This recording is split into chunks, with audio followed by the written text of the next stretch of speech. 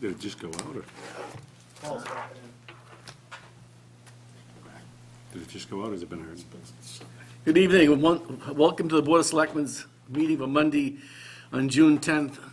On the proposed agenda, I'll just read the first part because we're going to go into executive session and hopefully re-enter around 6:45. Executive session will be dealing with marijuana working group pursuant to Mass General Law, Chapter 30, Section A, the 21A, 1 and 4, to review the application of Littleton Apothecary Community Care Collective and the Herb Company LLC for retail marijuana license. Another part, executive sessions pursuant to Mass General Law, Chapter 30A, Section 21A, 3, to discuss the strategy with respect to litigation as an open meeting may have a detrimental effect on litigation. And the third executive session would be pursuant to Mass General Law, Chapter 30A, Section 21A2, to go into executive session to conduct strategy and preparation for negotiations with non-union personnel, Deputy Chief Jeff Patterson, and the board will vote to go into executive session for all these and convene hopefully at 6:45 In open session. in open session. Thank you, counsel. All right, so we need a motion. Motion. Do you have in front of you, Yep, move that the Board of Selectmen vote pursuant to Mass General Law, Chapter 30A, Section 21, subsection A, clauses 1 and 4 to convene an executive session. Second. Okay, motion been made and seconded. Roll call. Selectman Napoli. Aye. Selectman DeCoste. Aye. Selectman Glavy. Aye. Selectman Knox. Aye. Seeing both votes. So I think, Joe, you read all three purposes for the executive session, so I think you were voting on all three purposes. Yes. With that one. And we will reconvene in 45 minutes, hopefully. Thank you. Do we know if Chase is joining?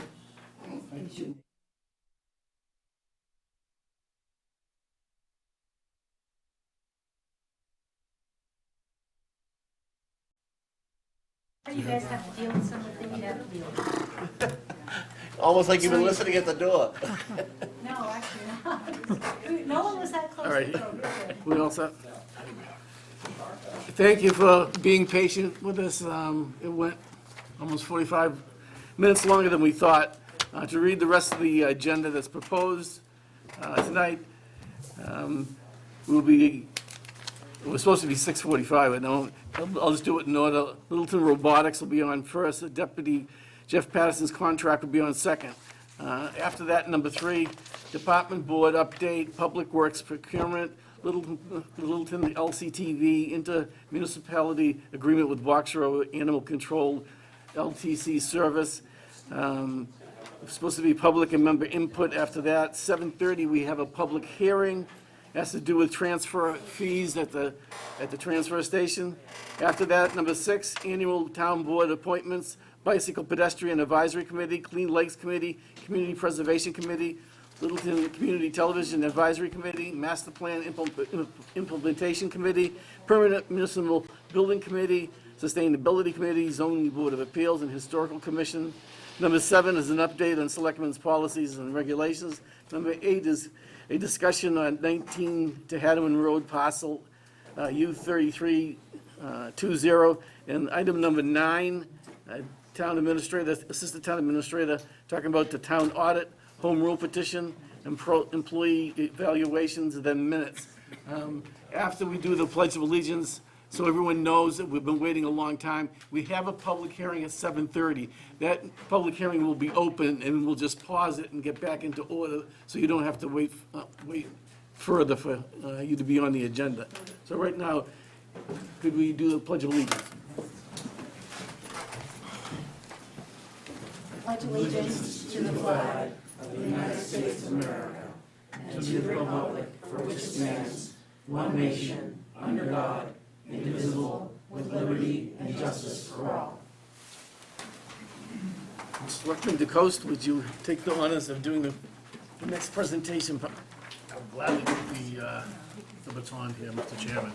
So tonight we have the pleasure of hosting the Littleton Robotics team. The Mechanical Advantage Robotics team, 6328, has been hard at work all year, and went to Detroit for the Worlds back in March?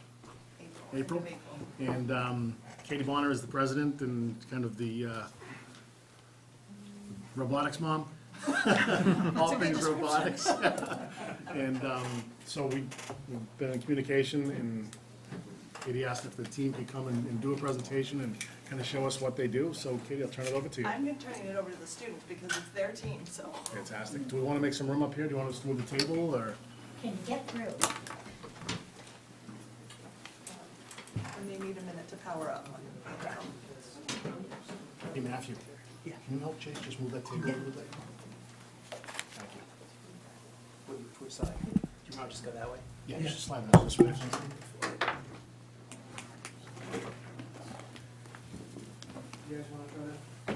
You guys gonna be able to navigate that aisle?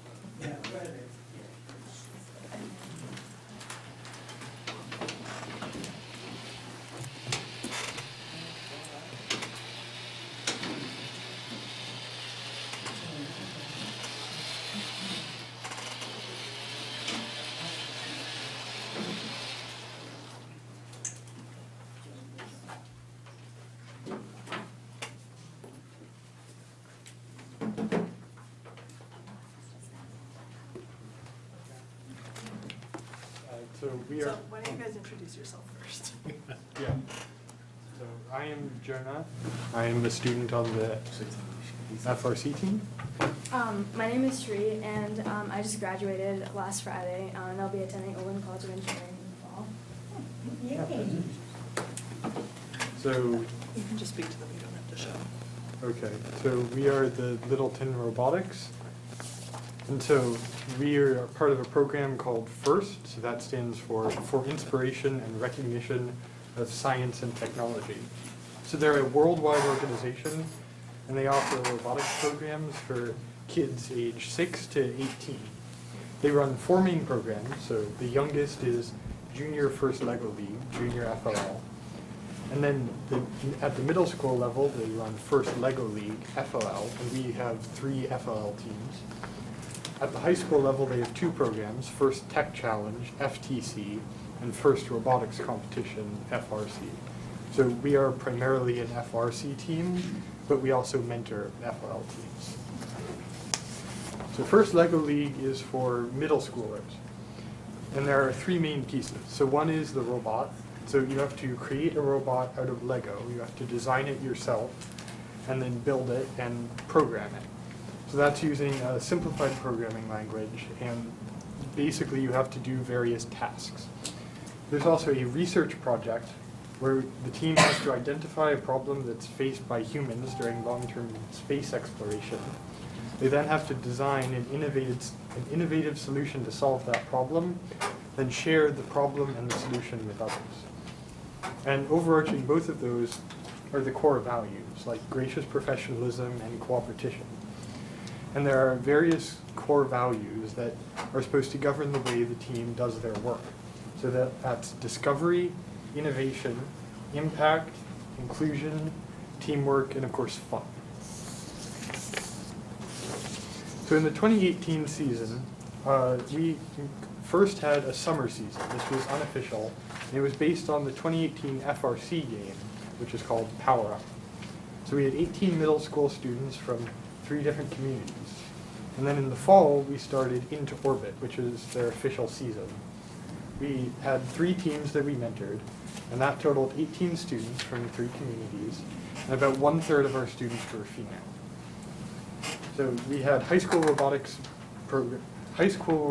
students who served as coaches and mentors during the season.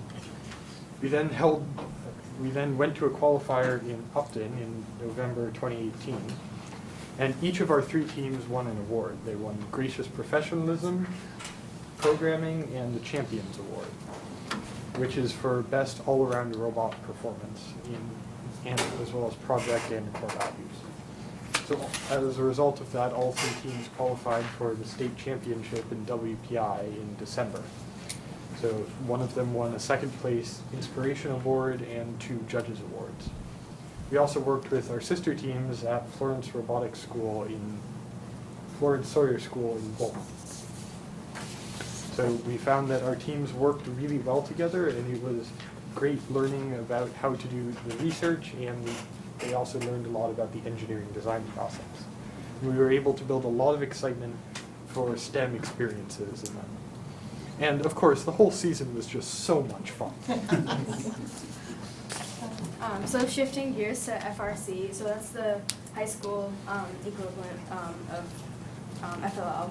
And so our off-season is really focused on community outreach and really reaching out to members of the community, including, ranging from youth to selectmen, and also training programs over the summer, and that's really targeted towards, the new students, and because, coming from FLL and shifting to FRC is really a drastic difference, from Legos to like gigantic metal robots, so I think those are very valuable to have. So our game is released in the beginning of January, and from then we have 6.5 weeks to design, prototype, manufacture, build, re-prototype, redo anything we need to do, and that's not a lot of time, so it's really important that we stay focused and really build teamwork during that 6.5 week period. So our competitions are in March and early April.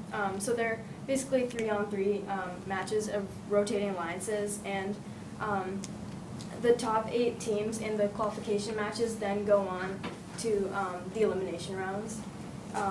So they choose 2 other teams, and those 24 teams go on to eliminations. And so we can qualify for New England Championships in mid-April, and also World Championships, depending on your performance, in late April.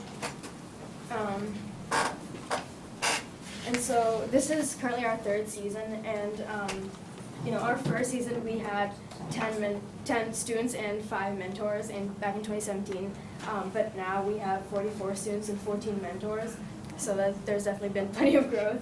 And we're proud to represent 8 schools and 5 communities, and also about 1/3 of our students are female, which we're pretty proud of, but we're still working to increase that to 50-50. And so going back to our community outreach, we've really done a lot in the off-season.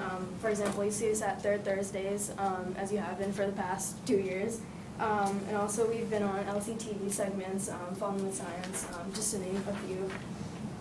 And we also helped start FLL junior teams, so that's for elementary school. And another exciting off-season community outreach program that we've done is with the Best Buddies, and also the Girl Scouts, where we started a robotics badge event, kind of with the intent of promoting STEM at an early age for young girls.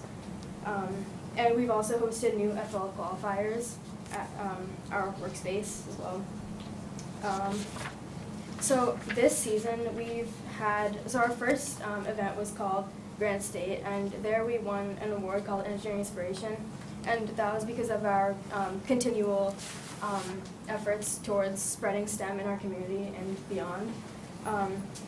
In our second event, we happened to win that, and we also won the Gracious Professionalism Award, and to be honest, I don't think we saw that win coming. We had a very rough start to our first event, but I think our teamwork really showed, and we really rose up to the occasion, and I think that shows kind of the spirit of the team in, when we hit rock bottom, I think we just spring up. And also our third competition, which is in Central Mass, we also won that. And we also won Innovation and Control Award, and actually I think a lot of that credit goes to Elliot Bonner, who is Jonah's older brother. He was like the mastermind behind all the code behind this, and I just can't wrap my mind around it. But anyways, we qualified for district championships, and we won the Engineering Inspiration Award there as well. And because we won Engineering Inspiration at the district championship level, we then went on to World Championships in Detroit. That was exciting. So as I said, even though there was a rough start, we tried not to get too discouraged, and I think this season particularly, students really, we stepped up and provided new and more direct team leadership. That was more prominent this year. Okay. And so currently we have 3 graduating seniors. I'm one of them.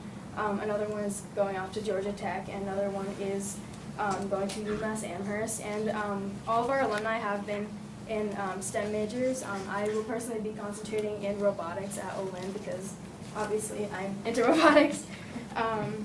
So our future plans, we definitely will be continuing our work with FL junior teams. Those are the elementary school. And also our summer and fall FL program. And so currently we have 3 teams, but we're looking to mentor a 4th one. And we're going to continue with our summer and fall FRC technical training, again, to kind of guide the new students into the transition from FL to FRC. And we're starting this new initiative called Girl Up. So as I mentioned before, we're really looking to make that male-female ratio 50-50. And I think with this, we're going to include, target really, younger girls to kind of help them build more confidence to continue with STEM as they get older. And we're looking to also work with FTC teams. It's another segment of FIRST, I guess you could say. And we're also going to expand our partnership with the Best Buddies. So currently, we're working with the Littleton High School Best Buddies, but we're looking to work with more schools that have the program. And again, just continued community outreach events. So like Third Thursday, for example, we're definitely looking to continue with that.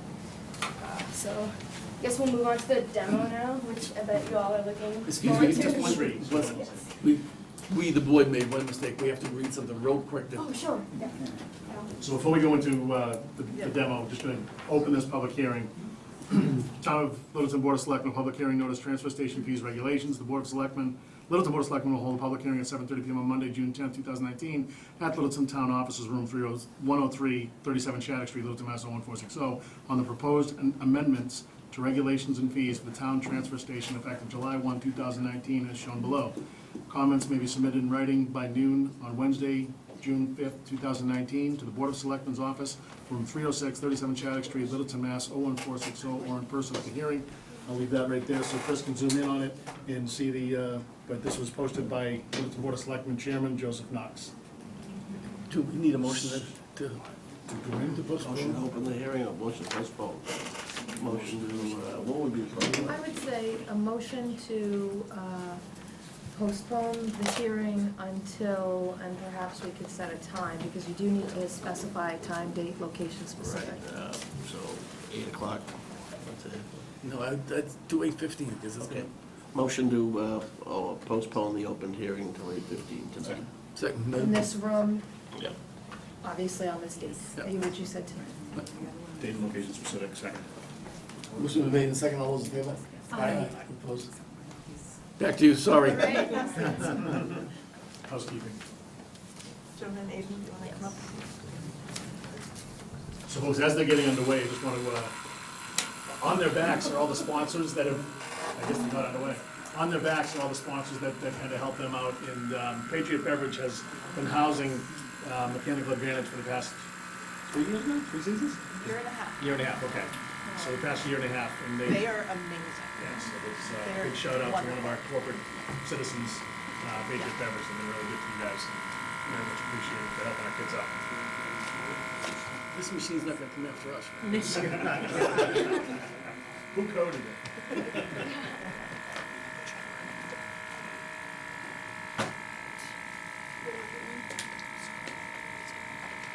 Let's have enough room. We won't be able to drive along, but we get the idea. We'll move a couple chairs. Yeah, just put them all in. You should explain what the game was this year. So this year's game is all space themed. It's for the 20th, 50th anniversary of NASA. And so there were 2 main types of things we had to manipulate. So one is the orange ball here, which is cargo, and one is the yellow hatch panel. Hold that up, sweet. This, oh, yes. Yeah. And so we had to be able to pick both of these up and place them at multiple different levels.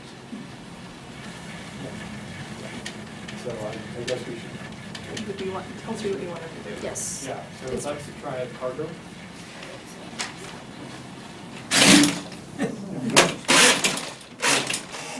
And then the elevator is to lift it up to the other level, because sometimes we have to deposit it and find it. So, I guess if three move out of the way, we can try. That'd be excellent.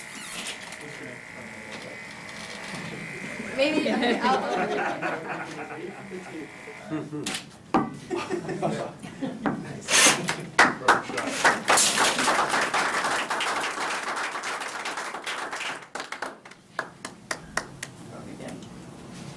Sure.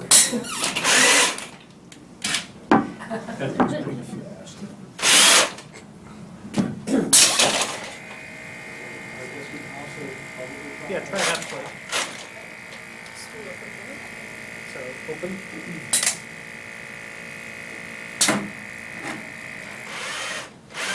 And then the edge of the hatch has Velcro, so that would attach to Velcro that was on the field. And didn't score it. So it's not very exciting when there's not Velcro to pull. Yeah. But normally we could then back away and then we would score that.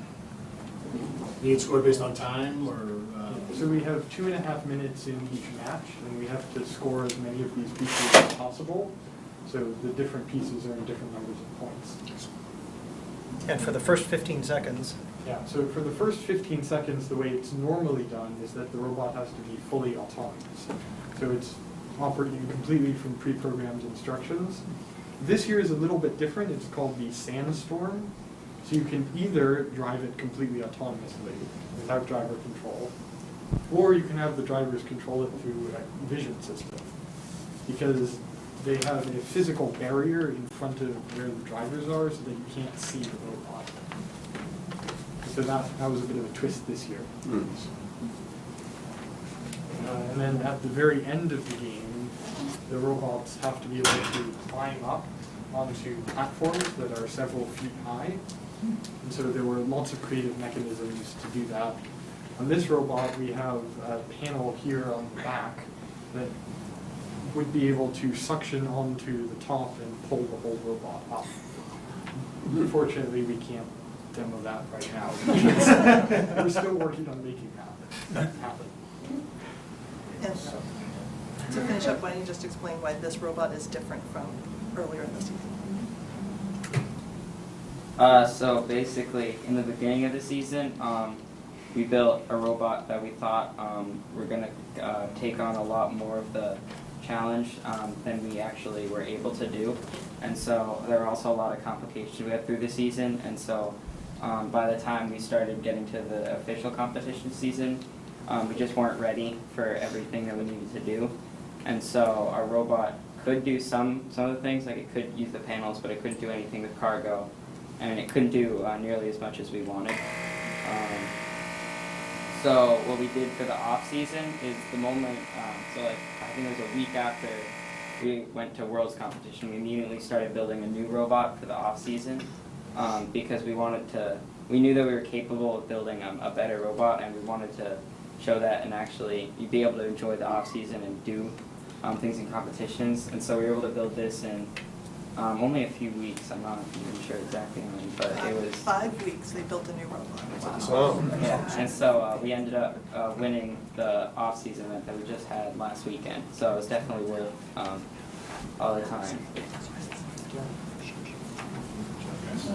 Very questions.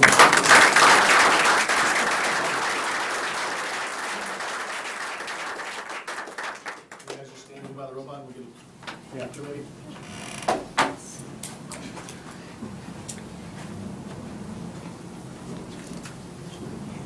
So you can tweet it fast to me, I'm Mr. Knox.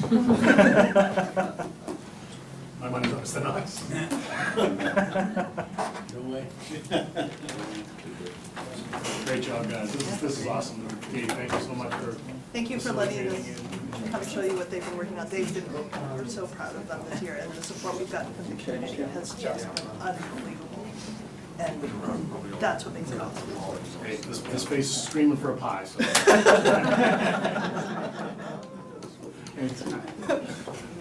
Thank you. Thank you. Guys. Great job. Good luck at Olympic. She's gonna do great at all that.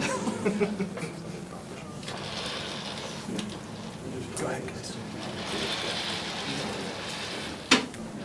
Well, they're doing that, can we go to item 2B, which has to do Deputy Police Chief Jeff Patterson's contract? Is there a motion? Sure. Move that the Board of Selectmen vote pursuant to MGL Chapter 41, Section 97A, to approve and authorize execution of an employment agreement with Deputy Police Chief Jeffrey M. Patterson for the period of January 1, 2019 through June 30, 2019 at grade 12, step 7, and from July 1st, 2019 through June 30th, 2020 at grade 12, step 8. Second. Motion's been made and I'm sorry, Mr. Chair, I'd like to amend that, and to incorporate a provision for vacation time at 5 weeks. Second. motion's been made by Selectman Gerbeck and seconded by Selectman Napoli. Any further discussion? All those in favor signify by saying aye. Aye. All those opposed? Thank you. Number 3, highway procurement. Is Chris still here? I'm still here. Do you have any cool stuff to show us? I don't know. You didn't bring the trucks? Huh? You didn't bring the trucks? I didn't bring the trucks. I gotta get the money from you guys first before I bring the trucks. First one's a Mack 6-wheel dump truck replacement. Yep, so this is just for the, to authorize us to place the order for the new truck to replace the 91, I believe it is, 1991 Mack. So, same as last year. Which was approved at town meeting. Yeah, which was approved at town meeting, yeah. So, it's the same company, same exact, it'll 100% identical to the truck we just got, so. 92. Oh, 92, yes, I'm sorry. And do I read this right, that the contract amount is underneath the appropriation, or are you using the delta to add additional things to the truck, equipment, or? No, we usually come in right just under, because I believe we asked for 256. This is 251, so Okay. we had a little bit of a change in the accessories, but this, I believe they still might, if there's a steel price increase, then we have a little bit of a buffer. The truck itself is the price, but it's the accessories that Right, might yeah, all change. the accessories are Any other discussion? up. Comments? Look for motion. Okay. I move that the Board of Selectmen vote pursuant to Article A to the May 6, 2019 Annual Town Meeting to approve award of a contract in the amount of $134,656 to McDevitt Trucks Incorporated, Tewksbury, Mass. For the purchase of a new Mack 6 six-wheel dump truck, cab, and chassis, and $115,450 to J.C. Madigan Incorporated of Lancaster, Mass. For accessories for said vehicle. Second. Motion's been made by Selectman Gerbeck and seconded by Selectman DeCoste. Any further discussion? Seeing none, all those in favor? Aye. Opposed? Thank you. Second one, Uh, one-ton dump truck plow replacement. Yep, so this is replacing a fairly old truck from the Parks Department. I don't actually have the date in front of me. But, what is it? 2004. 2004, yeah. This is the one that we've had to fix the frame multiple times, so it's good to get it out of service. And we're gonna, standard truck, the new F-550 we bought last year will be the same exact truck as that. So we're trying to make the fleet as uniform as possible, so Easy for repairs? easier for repair. Well, yeah, I guess. When that happens? Yeah, when it happens. Hopefully it doesn't happen. Any discussion? Nope. I move that the Board of Selectmen vote pursuant to Article 8 to the May 6, 2019 Annual Town Meeting to approve and award a contract in the amount of $64,430.30 to Colonial Municipal Group of Plymouth, Mass. For the purchase of a new one-ton dump truck and plow replacement for the Highway Department. Second. Motion's been made by Selectman Gerbeck and seconded by Selectman Napoli. Any further discussion? Seeing none, all those in favor? Aye. Thank you. Thank you. Thank you. Don't go anywhere, Chris. I'm gonna sit right back here. I'll be right back out.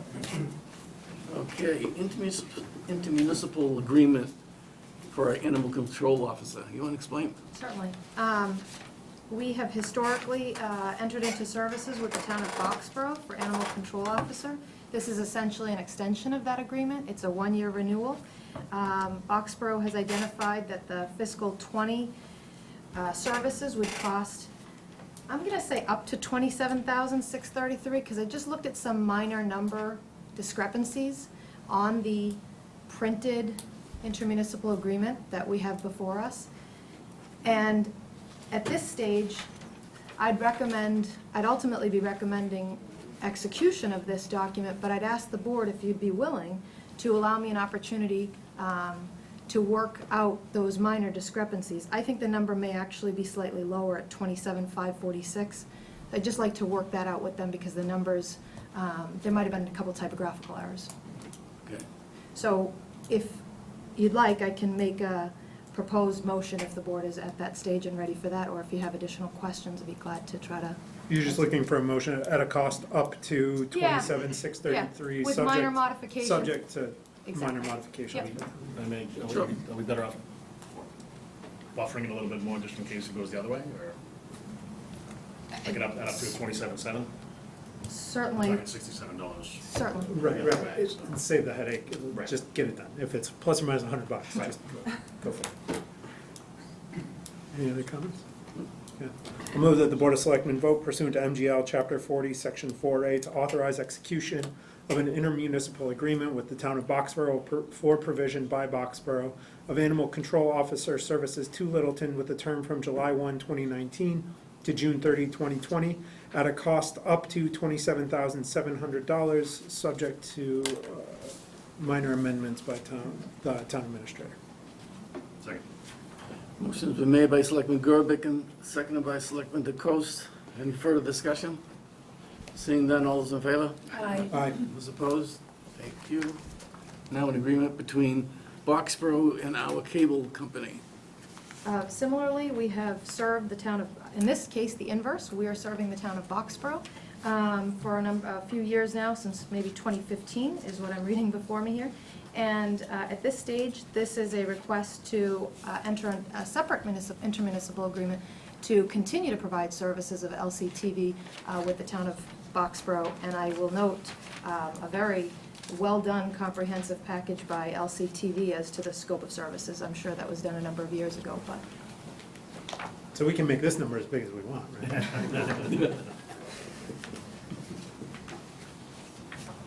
Any other discussion? Move that the Board of Selectmen vote pursuant to MGL Chapter 40, Section 4A, to authorize execution of an intermunicipal agreement with the town of Boxborough for provision by Littleton of LCTV services to Boxborough for the period July 1, 2019 through June 30, 2020 for $64,800 with supplemental services at $90 per hour. Second. Motion's been made by Selectman Gerbic and seconded by Selectman Napoli. Any further discussion? Seeing none, all those in favor? Aye. Those opposed? Thank you. We can't start the public hearing now until 8:15. We will have public input and members' input. If for some reason the input goes up to 8:15, we'll stop and have that hearing. If someone wishes to speak, I just ask you to stand up and give your name and address, and we'll move on. Jared Alpiori, New Estate Road. I recently received a flyer saying there's a special town meeting coming up in a couple of weeks, and it appears to have something to do with giving the town the authority to rent out certain recreational facilities. And I'd like to know where this came from and what it's all about, and how does it compare to current policy. It was a citizen's petition that this board encouraged the petitioner to put on the annual town meeting, and if that wasn't the case, to put it on the fall town meeting, so it wouldn't cost the town any money. They didn't do that. They went legally, in the right way, getting the 200 signatures, so it will be happening at the end of the month. I don't know if you want to give more details on that, or am I doing? I know. The other thing we could The other thing we would just say is on June 3rd, if I'm not mistaken, the board had a meeting on this very subject, and we would recommend probably taking a look at that video because it might provide additional. I tried finding the meetings and they hadn't been, the minutes and they hadn't been posted yet. Yeah, the June 3rd minutes wouldn't be posted yet. But the video, But the video right? would be. Any other comments? Seeing none, members, I'll start on this side, Mr. Glavy. Okay, two items. First off, we had a great joint meeting with the planning board last Thursday. Two important topics. One is the MBTA is once again discovered us as a place that ought to be a center of commuter rail traffic, and I think it bodes us well to stay on top of that process. Secondly, we had an update from the Littleton Station Planning Group. Perhaps Selectman Napoli, who's a member of that, will speak to that further, but I would point out that a lot of the information being assembled there comes in the form of surveys, and we're into survey 2 of 3 that encourage all the town's folks to participate in as to what you'd like to see happen in that part of town.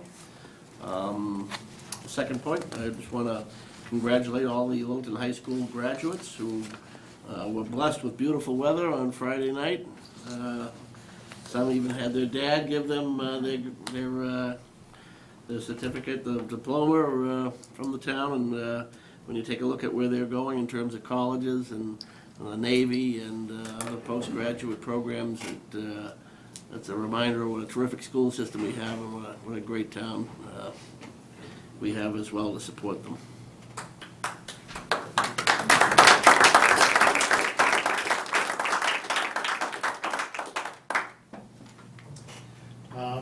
Most of my thunder has been stolen. No, I want to also give congratulations to all the graduates and on whatever venture they're going out into, whatever post-grad, whether it be college or profession or a trade or military service. I wish them all well. The speakers were fantastic. The theme was brevity, and all the speakers met the theme. So it was a really nice night, and it was beautiful down at the Alumni Field. It was nice to use the facility for that. One thing I just want to mention, it's relative to, I've said it before, and we're all volunteers, and so we expect that people are going to come up to us in public and address different topics with us, which we kind of sign on for that, and we expect that. What I will ask is that for anybody that does address us, whether it be in person or via email or social media, just ask for civility and respect. I mean, we're all volunteers. Anybody that serves on any board and anyone that volunteers their time for the town, please respect that. And we can have differing opinions. Hopefully, we treat one another with respect. And I think each one of us up here is open to listening to other points of view, and hopefully, based upon whatever decision we make collectively as a board or any other board, that will be respected by you folks who put us here. So I just ask for just that, some civility and respect when interacting with each other as well as with folks that volunteer their time. That's why you get the big pay you do. I'm working on that. Cindy? Thank you, Mr. Chair. So I attended the Mass Housing Partnership had their annual meeting this past week. I was scheduled to go both days, but I could only attend one day just due to my work schedule. It was wonderful. I ran into our former town administrator, Keith Bergman. What's his name? Which was a nice surprise. Chairman Knox joined us as well for lunch because Mr. Bergman received an award for his accomplishments, an acknowledgement for all the work he's done to bring affordable housing initiatives to Provincetown and the town of Littleton. So it was wonderful to run into KB.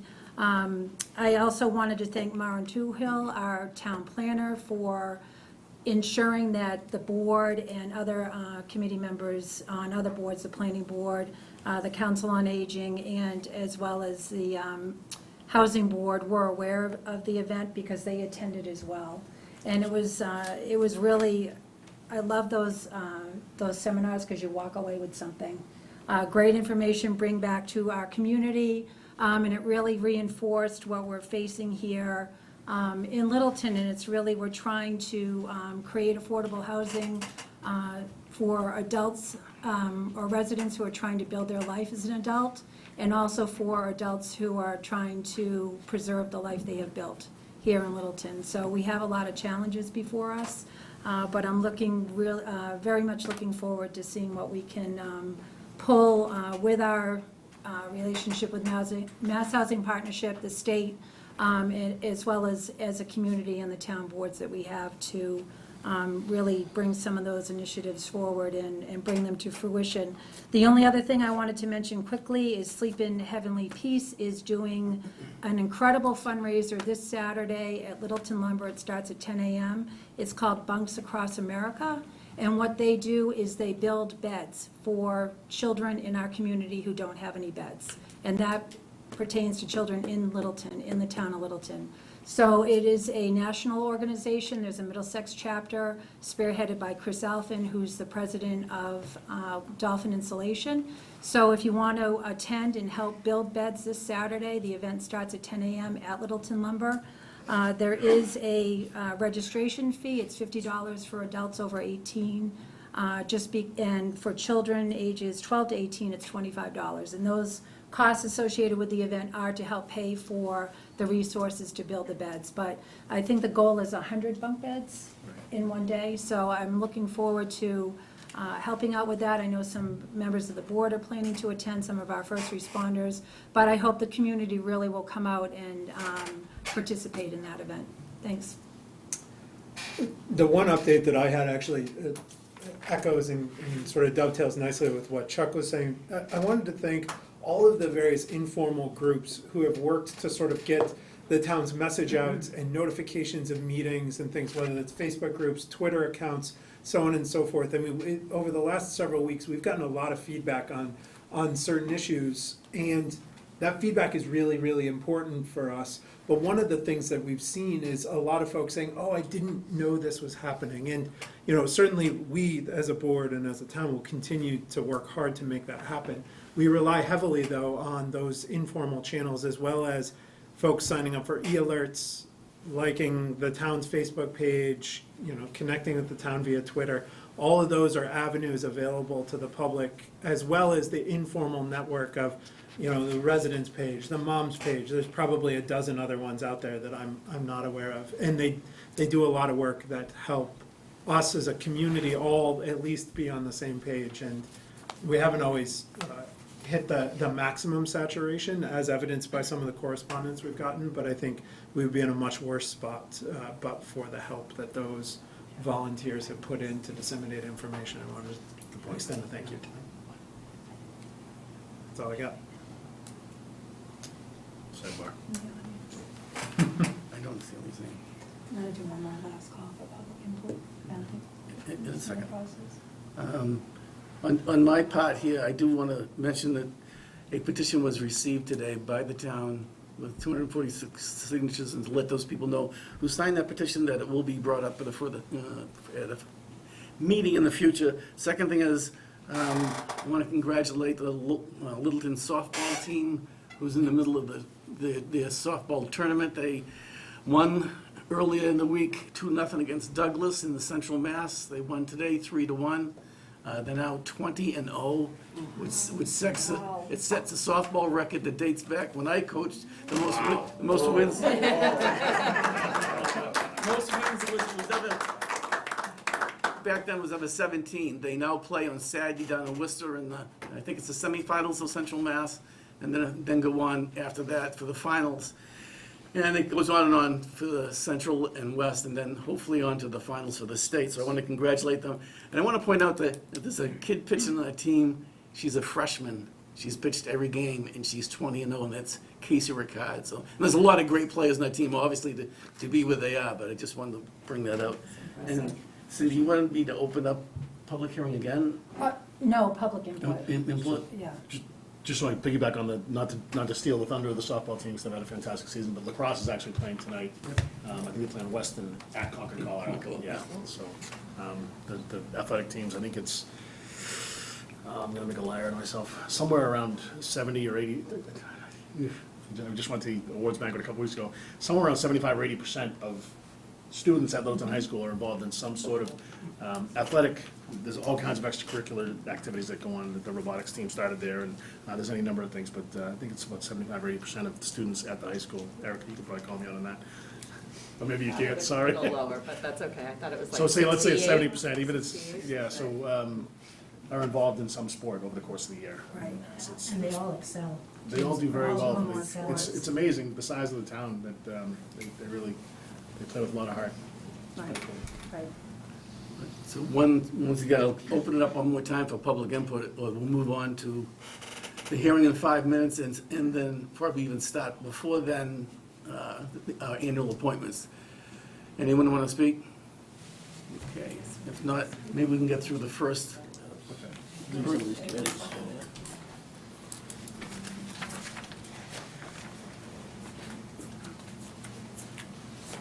Thank you. Can you introduce yourself, what this is about? Yes. I'm Steve Chapin. I'm a psychologist at 531 King Street. I've had a business there for 23 years, psychotherapy patients, and along with several colleagues. And it was about 6 days ago that all the people who have businesses at 531 King Street just found out about the plan to potentially kick us all out of our offices we've worked at for many years, to make way for the marijuana retail establishment. And I think we were all just really shocked that we were never notified, never asked for our input, since that we are ongoing businesses. Many of us, mainly 5, 10, 15, 20 years, we've been serving the community. Our group has many patients. We serve in the community and surrounding community, and it's very difficult to find office space that has the, kind of privacy and conduciveness to a psychotherapy practice or a women's health practice like Diane has, as you can find in that location. I think it's a very valuable piece of property for businesses like ours in the community. And I think we were just very confused about why we weren't specifically contacted to get our input into, whether or not this was a particularly good site. It has to do with the site issue. It doesn't have to do with the qualifications as far as the businesses and the business plans, but where they were actually located. So that was a question, and we'd like to know if we can put a hold on, making a decision, just to get our input and really assess that. I'm Diane Katsaptis. I'm a nurse practitioner, and I've founded and maintained Littleton Women's Health. It's a women's health practice for gynecology, menopause, and primary care. I have 3,200 patients. I'm on staff at Emerson Hospital. I also employ two employees. I learned about this from my employee watching the town meeting on Monday when I came back from being out of town. This has a tremendous impact on the patients that I take care of in Littleton and the surrounding communities and beyond that. I'm involved with insurance contracts, my credentials at the hospital. All these things are at stake, and as well as having an obligation to not abandon patients and find another suitable place, which I'm really not financially in the position to do at this point. I've been there 18 years. So I'm a little bit, stunned by it. I wish that I had a chance to have some input into consideration of this site, which has become home to my patients and my business. There are several other businesses in the building that are all long-term. And Littleton is going to lose the health and human services that we provide to the community. I'm kind of dumbfounded that we weren't notified or had a chance to have any input. Okay. Not to go into the whole thing all over again, because we are in the process of going through this whole thing. Don't understand why your landlord wouldn't have notified you that this might be coming along. We don't either. I mean, we were all waiting to renew leases. I was told last fall my lease would be renewed. Women in some of the other units were told 2 weeks ago. There's a whole process that we have to go by that's set by the Cannabis Control Commission, is that the right? And we're in that process of going through that right now. Nothing's been approved yet. Matter of fact, executive session today was dealing with some of the applicants that we actually have, and there's more than yours just there. So this hasn't come to a close yet. I appreciate everything you said.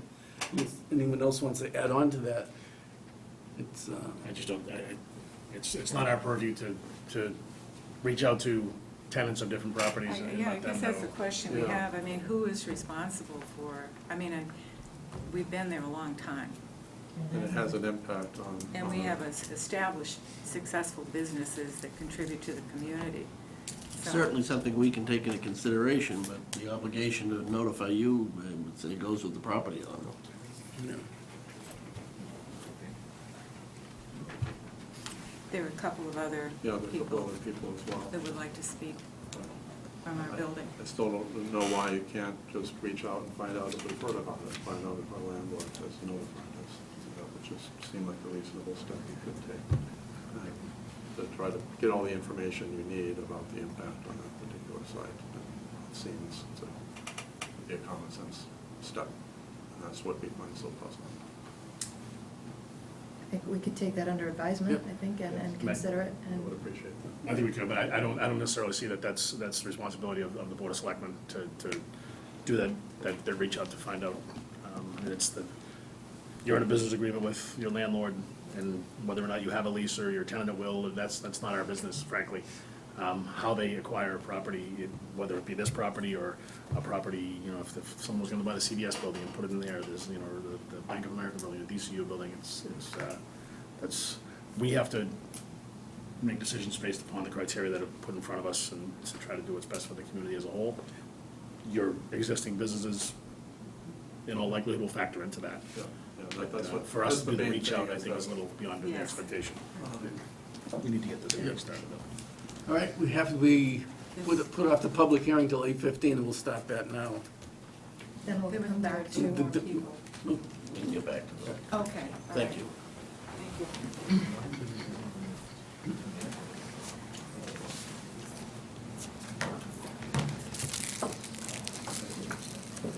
I don't know what we'll be looking at.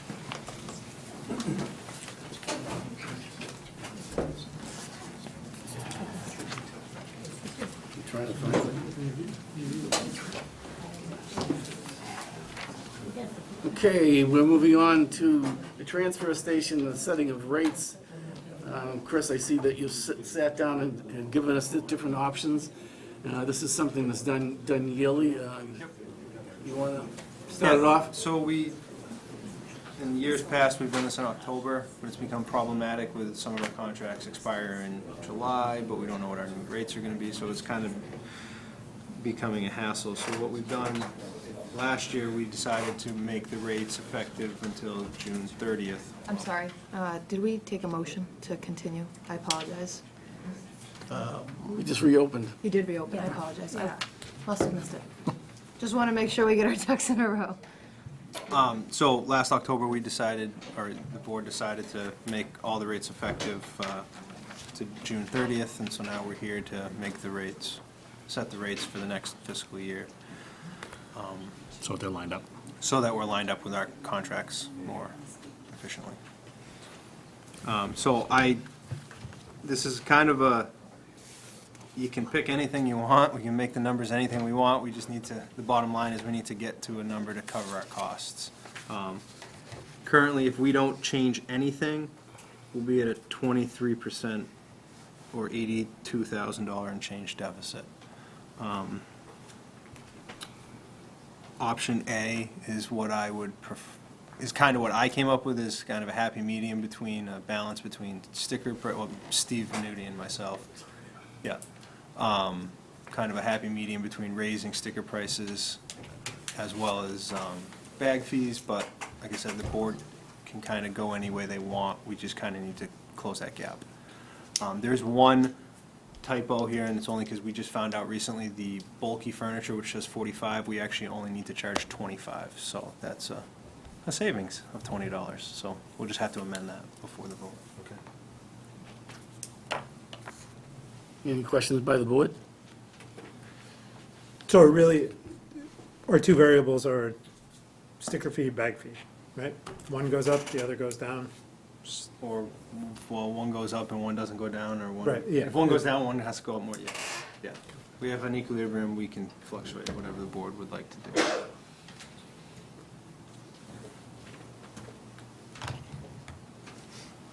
Anyone else? Yeah, I think we had a decent discussion with Chris before about this, but I'm interested to see whether the public has any input. Otherwise, I'm inclined to support the option which spreads the additional pain, as you put it in option A, but I'm curious to see whether the public has any input differing or otherwise. Public input on these fees? Hi, Matthew Nordhaus, Star Hill Road. I'm just curious if increasing the bag fees, you have seen an increase in recycling. Obviously, I would prefer to not throw things away into a landfill. I'd prefer that we were sending things off to be recycled, even if we have to pay for it. So I don't mind paying more for bag if it's driving people to recycling, but I'm curious whether you saw any change when we did go to the per bag fee, an increase in the recycling versus just stuff that people chucked. Years ago, you mean? Once Yeah, it or pays yeah, to throw? or if you've ever looked at data that compares Yeah. fees versus recycling. So, yes, the answer is the recycling went up dramatically when pay-as-you-throw went into effect. Yeah. So it's really, yeah, it does. It's gone up dramatically. Unfortunately, now recycling is getting as expensive, or if not more expensive than just trash disposal, but it's the nature of the beast. Can I, Cheryl Cowley, Holling, Tadlin Road. Can I ask why we stopped separating the plastics? I would have thought it would be cheaper for us to recycle No, them. because the company that we were sending our plastics to no longer accepted it. So, Separate. yeah, so we had to end up finding a new vendor, and Waste Management takes it as bulky plastic and sorts it themselves. And because of the cost to haul it all the way to Billerica, it's cost prohibitive to not compact it. So we basically put it all together, crush it up, we send it to their plant, and they separate it all themselves. But it wasn't a cost savings to us to have it stay separated. It was actually gonna cost us more because we have to truck once a week, and now we're trucking once every 3 weeks.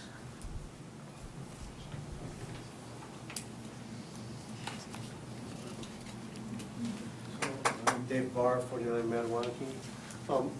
So this isn't exactly related to the fees, but I'm just wondering how often the contract with whoever hauls away our trash gets done, and whether there's an interest, or whether it's just done based on lowest price, or if there's some consideration for whether it gets put into a landfill or whether it gets used to generate energy. Just wondering how often that happens and what the considerations are. So in the past, they've been two different contracts. Hauling has been X amount of years, and disposal has been X amount of years. And for the longest time, it was Cavanta for 20 years, maybe. And the hauling contract would always go to a different vendor, and it was becoming a huge pain in the butt. So what we're doing now is we have a contract through September 2020, at which time we'll combine the hauling and disposal contract into one. It's basically always been on cost. Sometimes, like I said, it's been in Cavanta for years, and they're a incinerator. Now it's going to Waste Management, it's going to the Fitchburg landfill, so it's primarily cost-driven. Anything else? Any comments by the board? There is one additional. Paul Cookmakian, 32 Lawrence Street. I was thinking about this in terms of the different costs and the economic impact on some of our lower income residents. And in light of that, I'm happy to hear discussion about this, but I don't really have the economics of it quite figured out, but that the lowest rate for the sticker is more beneficial to the lower income residents because the cost of the the management of their own trash in their homes and the amount of bags that they need to purchase is an easier cost for somebody to manage rather than the higher sticker cost. So in my opinion, it's less, it has less of an impact on some of our lower income and people on fixed income. But that was just like maybe that's the way it works. I'm happy to hear a discussion about it, and if that seems right to other people too. So, a little history, the bag fees were originally intended to only pay for the waste, and the sticker fees were supposed to pay for the recycling. We're starting to get fairly out of whack, where we're paying a lot more, we're using a lot more of the bag fees to cover the recycling. Not saying that's a bad thing, I'm just gonna give as much information as possible.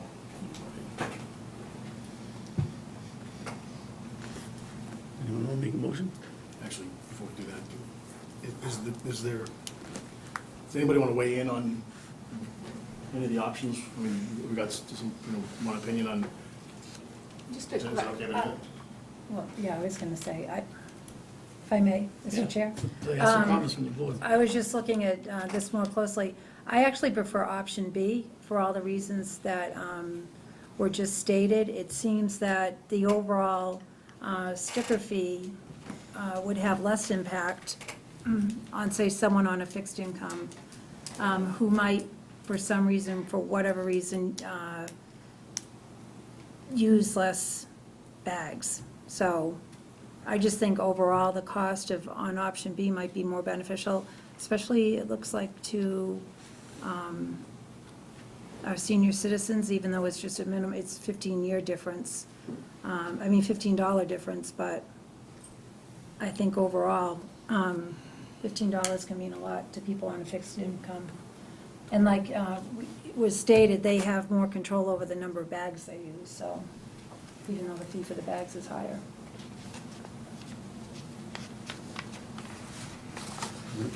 Anyone else? My take is to really go with option A. It keeps it spread out. I like the fact that the bag fee bears a significant amount of the cost because it does create a disincentive to create trash. That's why I prefer A or B over C.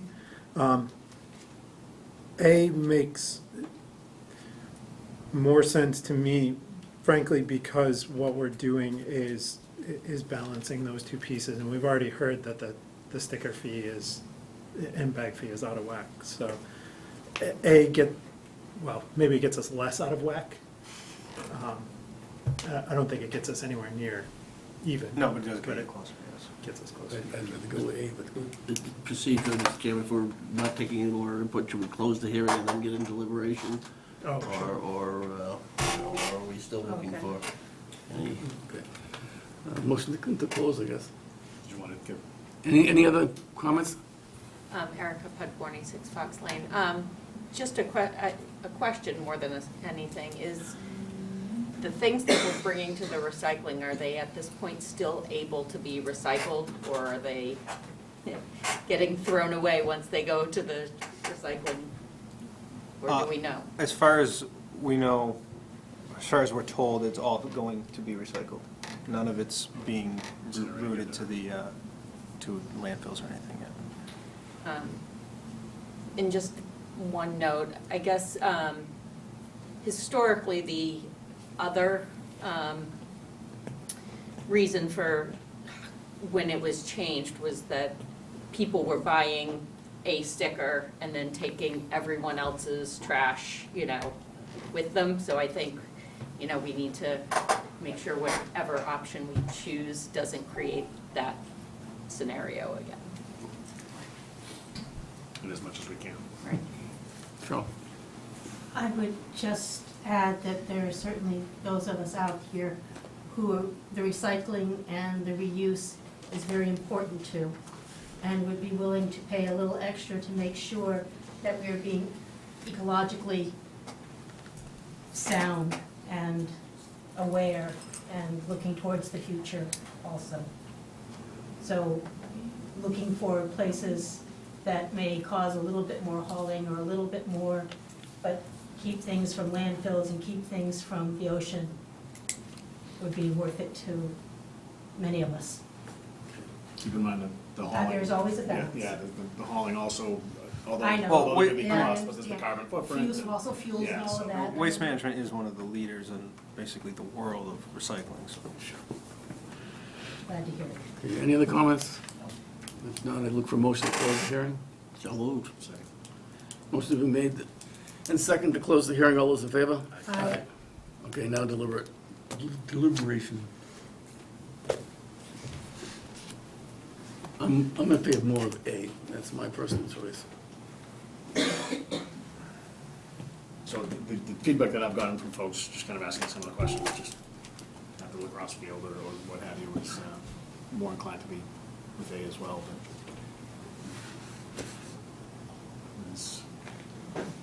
this is the future, what we're gonna be faced with over the next couple of years, I think, because there's fewer and fewer places to haul any waste. Yes. So, I mean, the expectation is that. And realistically, the Fitchburg landfill, where waste management is currently going, is going to be full in 5 years. So it changes the whole picture of waste hauling at that point. So what do we have at the other end of the table, 2 Bs? We've got 2 As and 2 Bs and a very quiet Selectman Glavy over there. Yeah, well, I was doing the math here, yeah. I'm leaning towards A, just that's the input I've gotten. That's 3 As. It's 3 A's. I would walked in the room, I guess, saying, oh, we have 3 As? Oh, all right, well, heck, you don't know, nobody needs to hear my speech. Chris, your recommendation?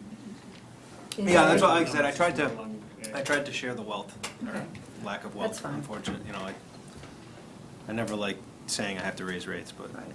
And one thing we had contemplated in the past and is not incorporated in here is changing the ages of stickers and things like that. Is that correct? Correct. Yeah, that was a conversation you had.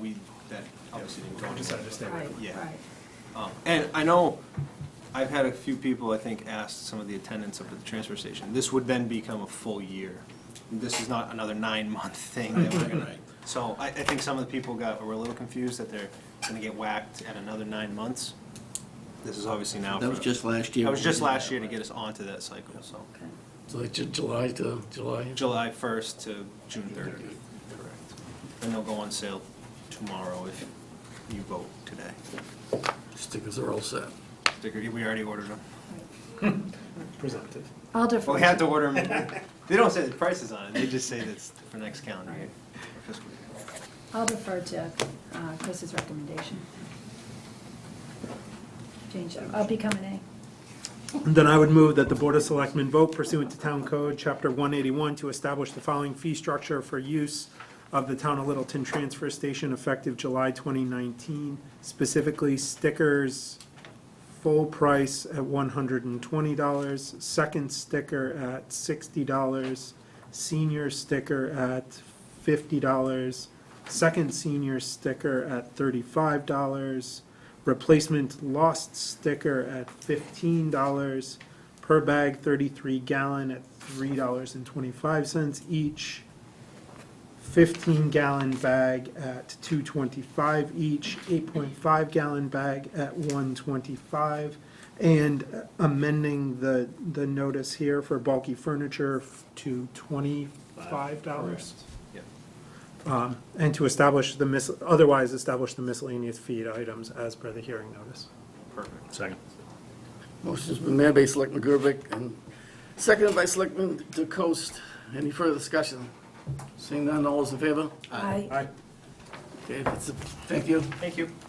It's a pleasure of the board. I'd like to go to the appointments because those people have been waiting 45 minutes. It's that annual time of the year we start making appointments to advisory committees. We've had people who have volunteered for each one. We'll open up each one. If the person is here who put in an application would like to speak at that time, they can so do so.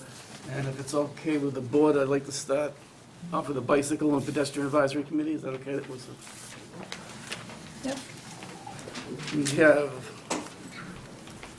one application, Paul Tukmakian. Are you here, Paul? Would you like to speak? Hi, Paul Tukmakian, 32 Lawrence Street. I've been a resident of Littleton since 2012.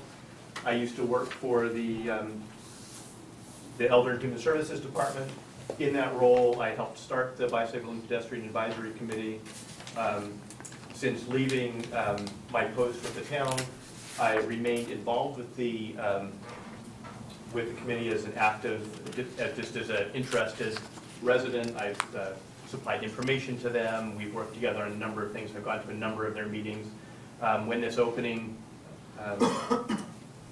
when this became open, and when the seat became open, they contacted me and asked me if I was interested in joining, and I indicated that I would be. Thank you. Any comments from the board? One application? Qualified candidate. Yeah. Extremely well qualified. Do we need Thank you. individual motions for each of these? Yes. Move that we move to appoint Paul, I'm sorry, Paul, I'm gonna butcher your last name. Paul Tukmakian to the one-year vacancy with indefinite term on the Bicycle and Pedestrian Advisory Committee. Second. Motion's been made by Selectman Gerber, seconded by Selectman Glavy. Any discussion further? Seeing none, all those in favor? Aye. That one's- Now, I have a Clean Lakes Committee. Just a quick question. Does that take place immediately? Because they have a meeting tomorrow. You So gotta if get I get sworn to the in. meeting, I- part of their. You have to go to Diane. Although your current term probably runs to June 30th anyway. Yeah. That would be a little bit more. Okay. Always a new one, yeah. Right, and it is a currently vacant seat that he is filling, so he could fill it as of tomorrow. If I go talk to Diane and get sworn. Yep, just get sworn in and you're all set. And perhaps ethics paperwork as well, if, I think there's like a 2-week window with which to get Oh, that okay. done. Great. Well, thank you very much. Now, we have Clean Lakes Committee, but something was, what was revised on this? one applicant wasn't in the original packet, Mr. David Barr. He has been included in the new packet, I believe. And is he specific to one of the, he's a spectacle, no, what is he? I believe he's at Mattawamke.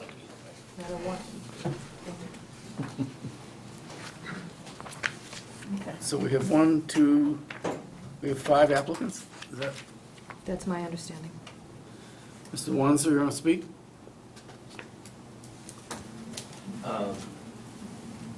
I would be an at-large member for Mill Pond. I think there's another position that Steve Sussman would like to occupy. I wouldn't want to displace him. If it's available for 2 to sit on the committee in that role, I'd be a second. I'm a resident of Mill Road and abut Mill Pond. Do we have 5 vacancies or 4? There are 6 technically, 3 of which are full positions and 3 of which are alternates. Okay. So for Lake Mattawamke, we have Mr. Bush and Mr. Barr, is that right? Right. That is correct. And then for Mill Pond, we have Mr. Sussman and potentially Mr. Wanzer, or Mr. Wanzer as a citizen at large, is that right? I can only confirm the first half of that. I don't, Lake Shore Drive would also be in that. No, that's a lake, never mind, sorry. Did Jim Barisano, did he indicate interest again? He's the at-large right now. So, He's gonna be moving. he's been representing Friends of Forge Pond, and I'm also on the board of Friends of Forge Pond, so when he was leaving, I offered to take that position. Okay, although I thought we had you down as one of the, I guess it doesn't really matter. Mattawamke. Right. Right. And he was an at-large one, even though he's also on Mattawamke. Right. We have Chuck Bush, I'm here. from Mattawamke. Hey, Chuck. Oh, that's Chuck, yeah. Oh, yeah, Chuck. So do we just want to go down the order and have them all speak in the order? We'll all speak in unison. In stereo. I just want to make sure we get them all in somewhere. Jonathan Folsom, you want to mention? Oh, sure. John Folsom, 21 Lakeshore Drive, standing chairman of the committee. I've been chairman for 20 years. and renewing my application to continue. We're very excited about the progress we've made over those years, and looking forward to continuing. Great. We don't have a Long Lake alternate, though? We at the do have a moment? long We do? alternate, but I don't think she's up for renewal yet. Well, And I think we have some sort of Can we disconnect between our yeah, list. it's not on our list here. So what I have, and this might have been in your folders, I'm not sure if you're Okay, looking at the document, in the new- packet newer or in the document, folder. Right, okay. In the folder, there is a Clean Lakes Committee control sheet, as well as Mr. Barr's submission. And I'm trying to reconcile some of the details myself. We have, it appears now, from what I'm looking at on the control sheet, technically 7 vacancies with that citizen at large that was mentioned earlier. One of the vacancies, which appears to be for Spectacle Pond, Spectacle Pond as an alternate, but I don't see that on another sheet that I have here. So, quite frankly, I might need a little bit more time to reconcile this myself. Apologies for But that. with the people here, we just want to let them speak. Of course. Yeah, and vote in the ones we can, and if we have to fill out a couple others on the Yeah. 24th, we'll do that. Looks as good as an Right. Yeah. Mr. Bush, anything you want to say? No, I've been a Mattawanaki resident since 1963, so I care for these ponds. I live right on the pond. I care for them all, so that's about it. Thank you. Yeah. Steve Sussman, I haven't seen him yet. He's ill. He's ill? But he is still interested in being on. He would like to continue, Okay. but he was unable to attend tonight. Okay, David Barr? So I live on Lake Mattawanaki. I've been active with Friends of Fort Pond, working on keeping the lake clean. I've also been been participating with the Westford Healthy Lakes and Ponds Collaborative, and working with the town there to try to improve some of the issues related to the aquatic plants. So I'd be interested in taking over Jim's position. That probably makes sense. Although he was an at-large. Well, it doesn't make any difference. Right. Well, we have some conflict there, right? Because Mitt was talking about potentially taking over the citizen at large or being the Mill Pond alternate. So now you guys are gonna have to go out in the parking lot and fight over the citizen at large seat. I'll let you guys do this math, Wally. Okay. Well, I would suggest that we take these 5 names, vote on them, and sort them out. Yeah. Right. Yeah. Well, there is a distinction, though, in the case of, say, Mitt. Right now, Mitt, you're what, the alternate for Mill Pond? Oh, Two. that's your wife, yeah. I don't think I was sworn in for that. Okay. That's how we have you listed here. I just want to make sure you have the full status that you could have. Yeah, we have Steve Sussman down as the Mill Pond member and you down as the alternate. This may not be accurate, but that's what we've got. And we also have that Jim Barisano vacancy at large, which is a full membership. I want to make sure you get a full membership. I don't want to demote Steve either. Well, I'll just wait for the next cycle. If that's the case, I'll withdraw. Well, no, there's room for you here. I just want to make sure you right now, I mean, everyone's reading the same sheet I am. Right, there's room for everyone. It's either a full member or an alternate. Really, the question comes down to, Mr. Barr has indicated an interest in the citizen at large position, as has Mr. Wanser. Matt, you've been on the Clean Lakes Committee, is that just? I think unofficially, I take an interest in it. I've rarely attended meetings, but as I said, I don't think I was ever sworn in. And I'd be interested in the Mill Pond position, not the citizen at large. Okay, well, that settles that, then that's easy Okay. enough. I have to look for a motion then. Okay, so I move that we appoint Mr. Sussman as the Mill Pond member. I move that we appoint Mr. Wanser as the Mill Pond alternate. Move that we appoint Mr. Bush as the Lake Matawanaki member. And I move that we appoint Mr. Barr as the citizen-at-large member, all with terms that expire in 2021. Yep. We also have John Folsom in there too. Oh. That's my bad.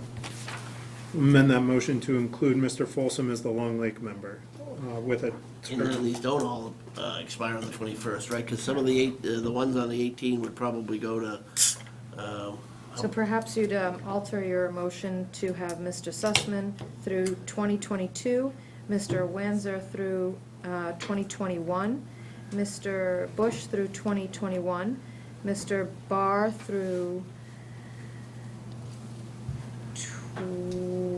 is it, I assume it's a 3-year term? yes. Yes, so 2021. And Mr. Folsom through 2022. I'm going to withdraw my previous motion and just give you a clean one. So move to appoint Mr. Sussman as the Mill Pond member through 2022, Mr. Wanzer as the Mill Pond alternate through 2021, Mr. Folsom as the Long Lake member through 2022, Mr. Bush as the Lake Matawanaki member through 2021, and Mr. Barr as the citizen-at-large member through 2021. Second. Motion's been made by Selectman Gerbeck and seconded by Selectman Glavely. Glavely, yeah. Any further discussion? Just to be clear, that leaves us with 2 vacancies, correct? Right, a Long Lake alternate and a... And a Matawanaki alternate. Okay, and then also Spectacle Pond alternate too, correct? All we have is Leon Weaver for... That should be the case. Yeah, we had Right. Richard David, he's just been unable to attend Okay. meetings. This is more for your information. There's 3 more to recruit out there. If you get anybody in between now and the 24th, we can appoint them. In particular, if you think you have someone who belongs on this, just Yeah. give an application in. That's great. Thank you. Okay, all those in favor? Aye. Aye. Opposed? Next I have the Community Preservation Commission Committee with 1 applicant, Milt Wanzer again. Yes, there's only 1 applicant, is that correct? Yes. Yeah. Okay. Defense rests. Yeah, I've presented, I don't know if you have in your packet, just a 1-page sort of description of where I stand. My term has been renewed a couple times, and I'm happy to continue serving on the committee. Often I look around to the other members of the Community Preservation Committee and talk about the change in leadership, and they usually defer to me, saying, oh no, you're doing a fine job, we don't want to be chairperson. And it's a funny committee because although there's 9 members, only 3 are appointed through the Board of Selectmen, I believe. So with the rotating membership, this comes up every so often. Like I said, I'm happy to continue serving. I do feel that our committee could stand to be a little more transparent in sort of how it does business. So in re-upping, I also I feel a great responsibility in the organization of it and sort of administering doing things that I feel like I need additional help from. So I might ask for the committee's blessing to use some of our administrative funds to do more clerical duties, so that we can hire a person who can manage minutes better and post meetings regularly, so that I think would fix one problem that is repeatedly happening, where we don't have enough people present at our meetings, and the planning happens very much at the last minute. So I think that'll give the public a better opportunity to see us at work. And then furthermore, my other goal is I think we need to try to be the big player that Keith had envisioned for us, and we were able to maintain for a brief period of times and trying to maintain a 3% real estate tax surcharge equivalent. We're a 1% community. So for a couple of years, we were able to use blended funds and really have a robust program. But that's beginning to reset, and that has me a little concerned. So I just want to sort of spend some of my time in the next term to network a little bit around town and try to find out who shares ideas in terms of able to generate revenue and stream it through community preservation so that we can create new revenues in the blended fund category and then better meet goals, because it's periodically our committee is exhausting its funds. Right now we have some money set aside in savings, but we haven't had a lot of applicants. That could change very quickly. Thank you. Thank you. Any deliberations from me? Keep up the great work. Appreciate your forward thinking too, Mitt, that, especially with the blended funds. I didn't realize that was starting to ebb a little bit, and if we need to do things proactively to maintain that, it's a great way to get a bigger bang for our buck out of the state reimbursement. So. Yeah, you have to reach you have to fill it all the way up to qualify. Right. You can't put in a little bit and get the equivalent on that prorated amount. It just doesn't work. So I move to appoint Mr. Wanser as the Selectmen's appointee to the CPC with a term ending in 2022. Second. Motion's been made by Selectman Gerbeck and second by Selectman Napoli. All those in favor? Aye. Those opposed? All right. Littleton Community Television, LCTV Advisory Committee. I think there's 4 vacancies and 4 applicants. William Vales, is he here? Bill Vales is a current member, is looking to be reappointed. His wife is looking to be appointed to the empty slot, Carol, but they're both visiting in South Carolina. They couldn't be here tonight. Okay. But I highly recommend both. And while you're standing, do you want to say anything about yourself? Oh, there's another member here too. Barbara's been on the board for a few years, so she would like to continue, and I highly recommend her on. Wise man. Highly recommend Nancy too. And the other one. oh yeah, the other one. The other one. And Nancy, who's Nancy? Nancy's a board member, but Nancy's also a volunteer editor-in-chief. In-chief, yeah. Does a fantastic job for us, and we would not like to lose her, so if you please. Nancy. So we have 1 position expiring in 2021 and 3 expiring in 2022. I would propose we appoint Ms. Vales, who will be new to the board, to the position that expires soonest in 2021, the 3 incumbents to the positions that expire in 2022. It's fine. Sound good? Yep. Absolutely. Okay. I would move that we appoint Mr. William Vales, Ms. Barbara McRae, and Ms. Nancy Hilsinger to LCTV terms that end in 2022, and Ms. Carol Vales to LCTV Advisory Committee term that ends in 2021. Second. Motion's been made by Selectman Gerbeck and second by Selectman Green. All those in favor? Aye. And I apologize, I didn't have a chance to prepare the paperwork for LCTV, but we will get those to you. Thank you. Okay, moving on, I have the Master Plan Implementation Committee. We have One. It's just Jonathan, Not for right? your, other committees. okay, all right, that's why. John Leibowitz. Yes, I am not Jonathan Leibowitz. Michael Zeldin, 11 Lawrence Street. I have to be the chair of the Master Plan Implementation Committee. I'm going to recommend Jonathan to renew. And the 2 reasons are he's very good at the job, and number 2, we do a fair amount of heavy lifting. There will be more members here tonight, but they're working on our projects as we speak. And since we're going to be meeting very shortly, I would really appreciate approval of his renewal. He plays a significant role. He's one of the heavier lifters. Thank I you. appreciate it. if you could. And he, by the way, has emailed me and asked me to assure his renewal. Thank you. Move that the Board of Selectmen appoint Mr. Jonathan Leibowitz to the Master Plan Implementation Committee term that ends in 2022. Second. Motion's been made by Selectman Gerbeck and seconded by Selectman Napoli. All those in favor? Aye.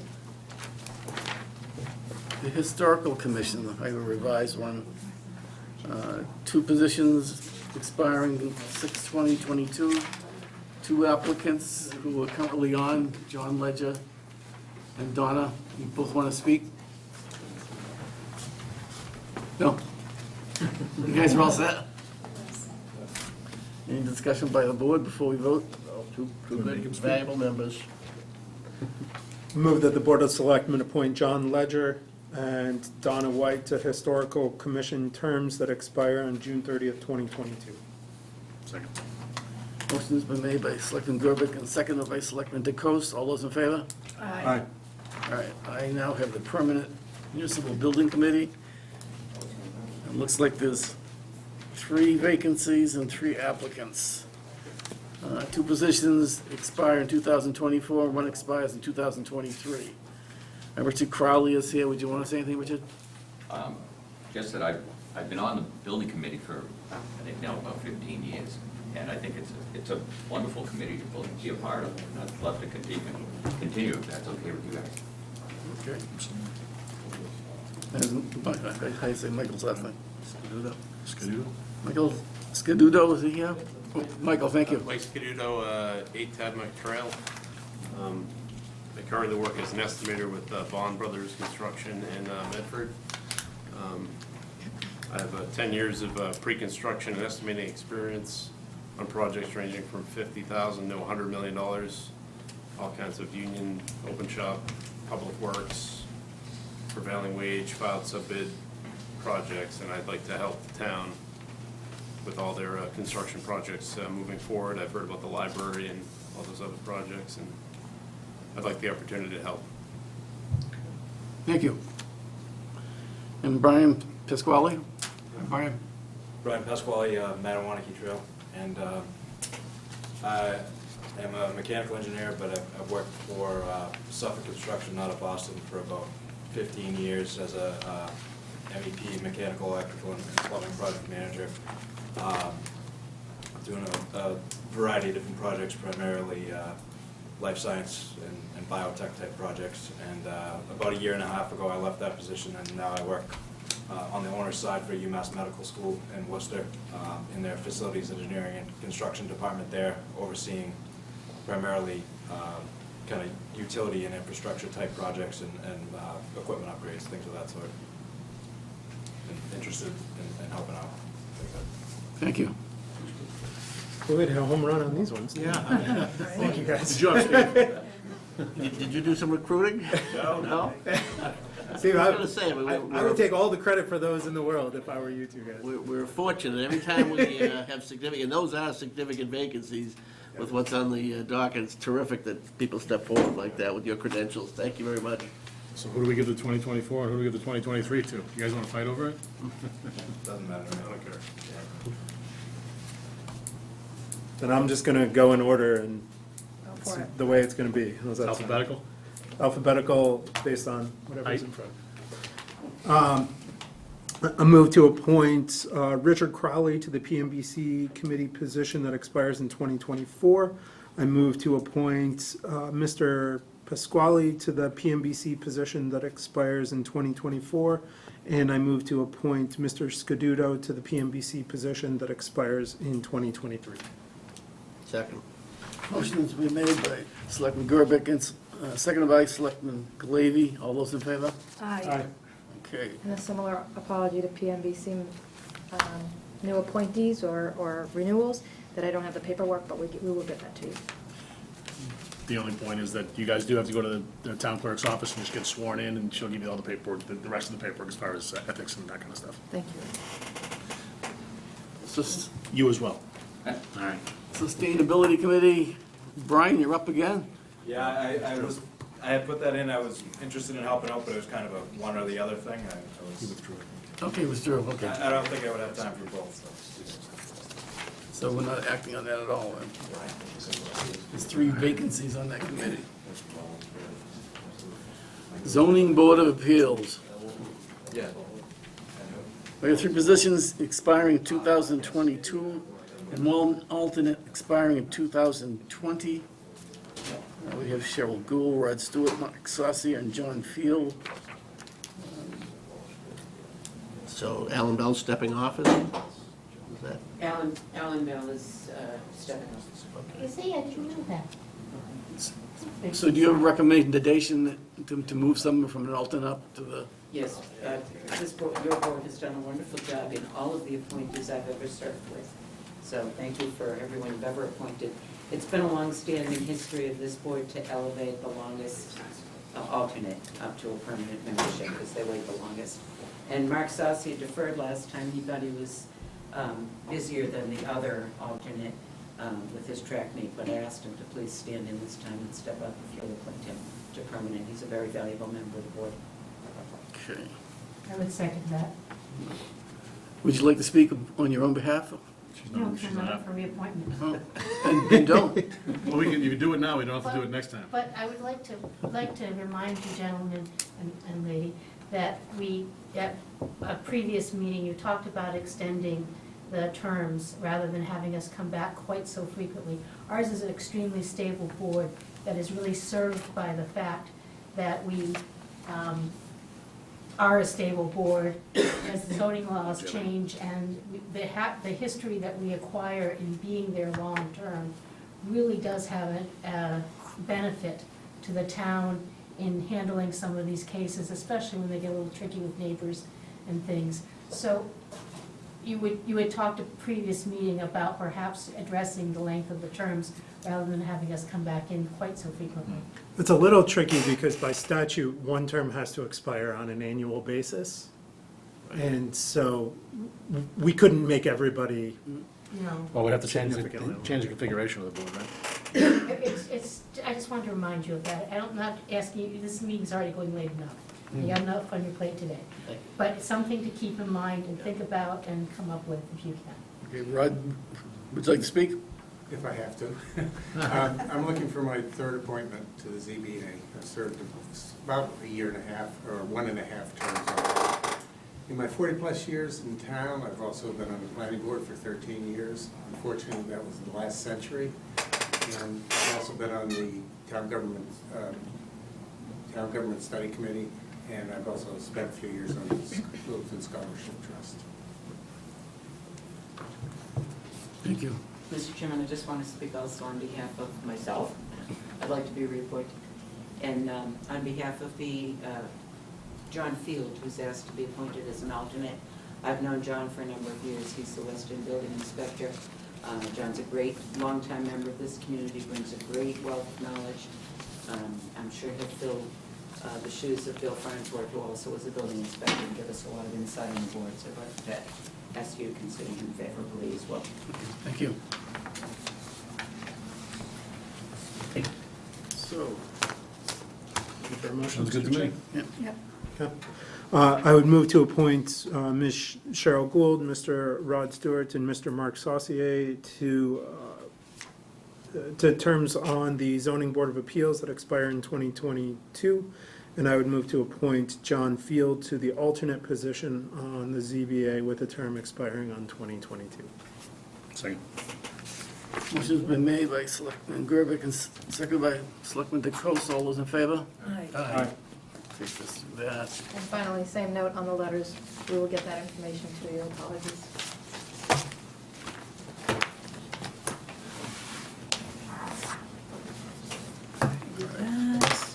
Before moving on, because we have other things to do, I'll reopen public input very quickly. Make your point. We weren't really trying to spend any time on that one topic today. We talked about an executive session. It'll be brought back up in the future, so.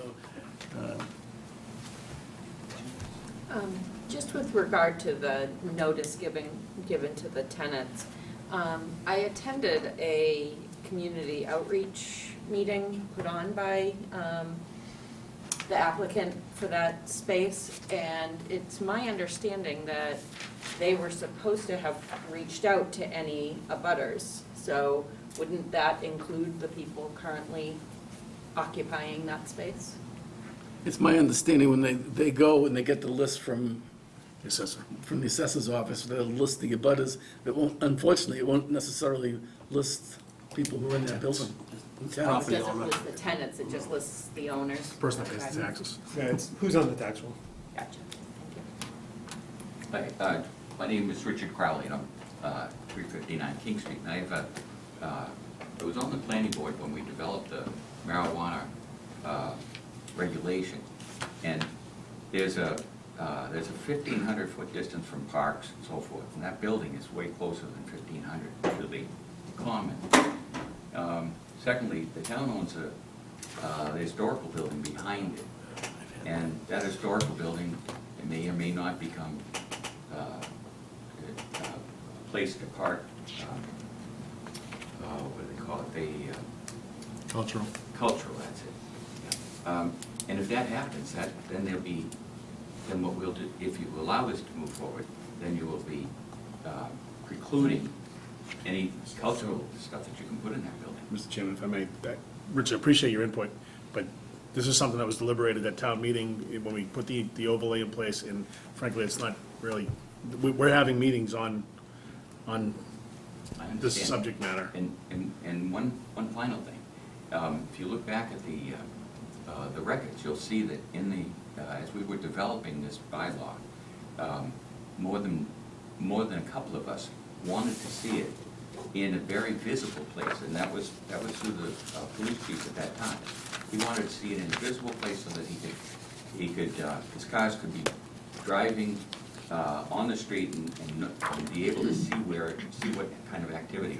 Parking it back inside that development there doesn't meet that condition. That even though the conditions were drawn and put on paper, the intent behind that condition is that it's not to be put in a space out of sight. Probably more appropriate when we have those folks in front of us again, if we do, but I would say. Okay, so that's, you'll see the intent behind all of that. Well, It's very clear. Mine is just NIMBY. Get an ice cream, I think. I didn't realize where it was going. It's in my backyard. I have a mixed-use building. I have tenants. I have a business. It's mighty close, and I would prefer it not to be there, but I realize that's NIMBY, so. We have to take it all under advisement, I know. right? Yeah. I understand. It's, but again, we had a bite at the apple. We went to town meeting. We approved a zoning overlay map, and we said, do we want to ban this, or do we want to accept it? And repeatedly, the town voted to say, we are a yes community. So we have to operate under the premise that we're a yes community. Oh, I'm not questioning that, I'm questioning its particular location. But And this I is- realize it's in the district, Yeah. but nonetheless, certain properties can have more or other. Okay. Well noted. Trustee Chair. I just have a question, Jenny Boyer, 18 Boxborough. So, this is obviously creating a lot of buzz in town, no pun intended. And I've had. We've had a lot of joint meetings. I know. That's right. I've had people ask me if that vote can be retaken. Like, I don't know the answer to that, but I'd like to be able to tell people an answer to that. Like, can. It's under advisement. It's under advisement. What you're talking about right now is under advisement, and will be brought up at a future time. Okay. Because it seems like a lot of people didn't know, Didn't like, that it was happening. I don't know, like, all of a sudden, it's just like this huge thing, and a lot of people are asking me about it. Before people get their hopes up too far, it's worth noting that a zoning change, one, requires a 2/3 vote, At town and meeting. two, Push it out. if you're in the pipeline before the vote takes place, you're governed by the existing law, not the change. Sure, that makes sense to me. I just would like to know, like, how to answer Not that I'm the authority on this, but. In the same way, every town I'm sending them to bylaw you. can be written and rewritten, an active town meeting can, generally speaking, rewrite a previous active town meeting. And so the previous active town meeting is still flexible if something were to come forward and pass that were to amend or modify or rescind that. And is there another town meeting about this? Is that what that little flyer that was sent out in No. June? Okay.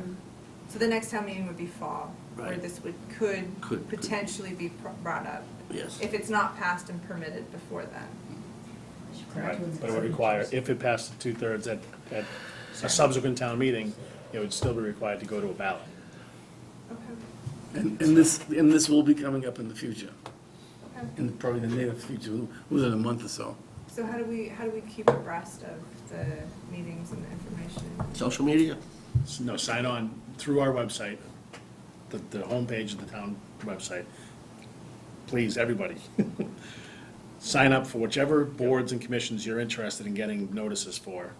You'll get the agendas, you'll get the meeting schedules, and it'll show up in your inbox. You either swipe it one way, or you open it up and take a look and say, I'm gonna put that on my schedule. So if you see something on the agenda that you think you wanna be heard about, please show up. It helps us. Yeah, absolutely. Thank you. All right, moving on, Selectmen's regulations and policies requested by the town administrator. Would it be possible for me to defer to Selectwoman Napoli on this subject? Certainly. So, unfortunately, I didn't bring, did everyone get the summary I provided? Yeah. Came today, right? Did I it? think so, yeah. I saw that it came in, but I Right. gotta admit, I haven't had a chance to look at it. So we had spoken in the past about utilizing an intern to help us align the town's policies and procedures with the Board of Selectmen policies and procedures. I provided an example of one discrepancy that I could find. I know there's more, but I just didn't want to spend that much time diving into it. The other thing that we had talked about was, in the past, we had asked the town department heads to review the policies and provide input about things that they felt needed to be changed or discrepancies that they identified. And so I summarized that based on information that Anthony had provided to me. I just sort of reorganized it. I did draft a advertisement, just a draft advertisement for the intern position. I did not share that with the board because by the time I drafted it, I figured you all wouldn't have enough time to look at it.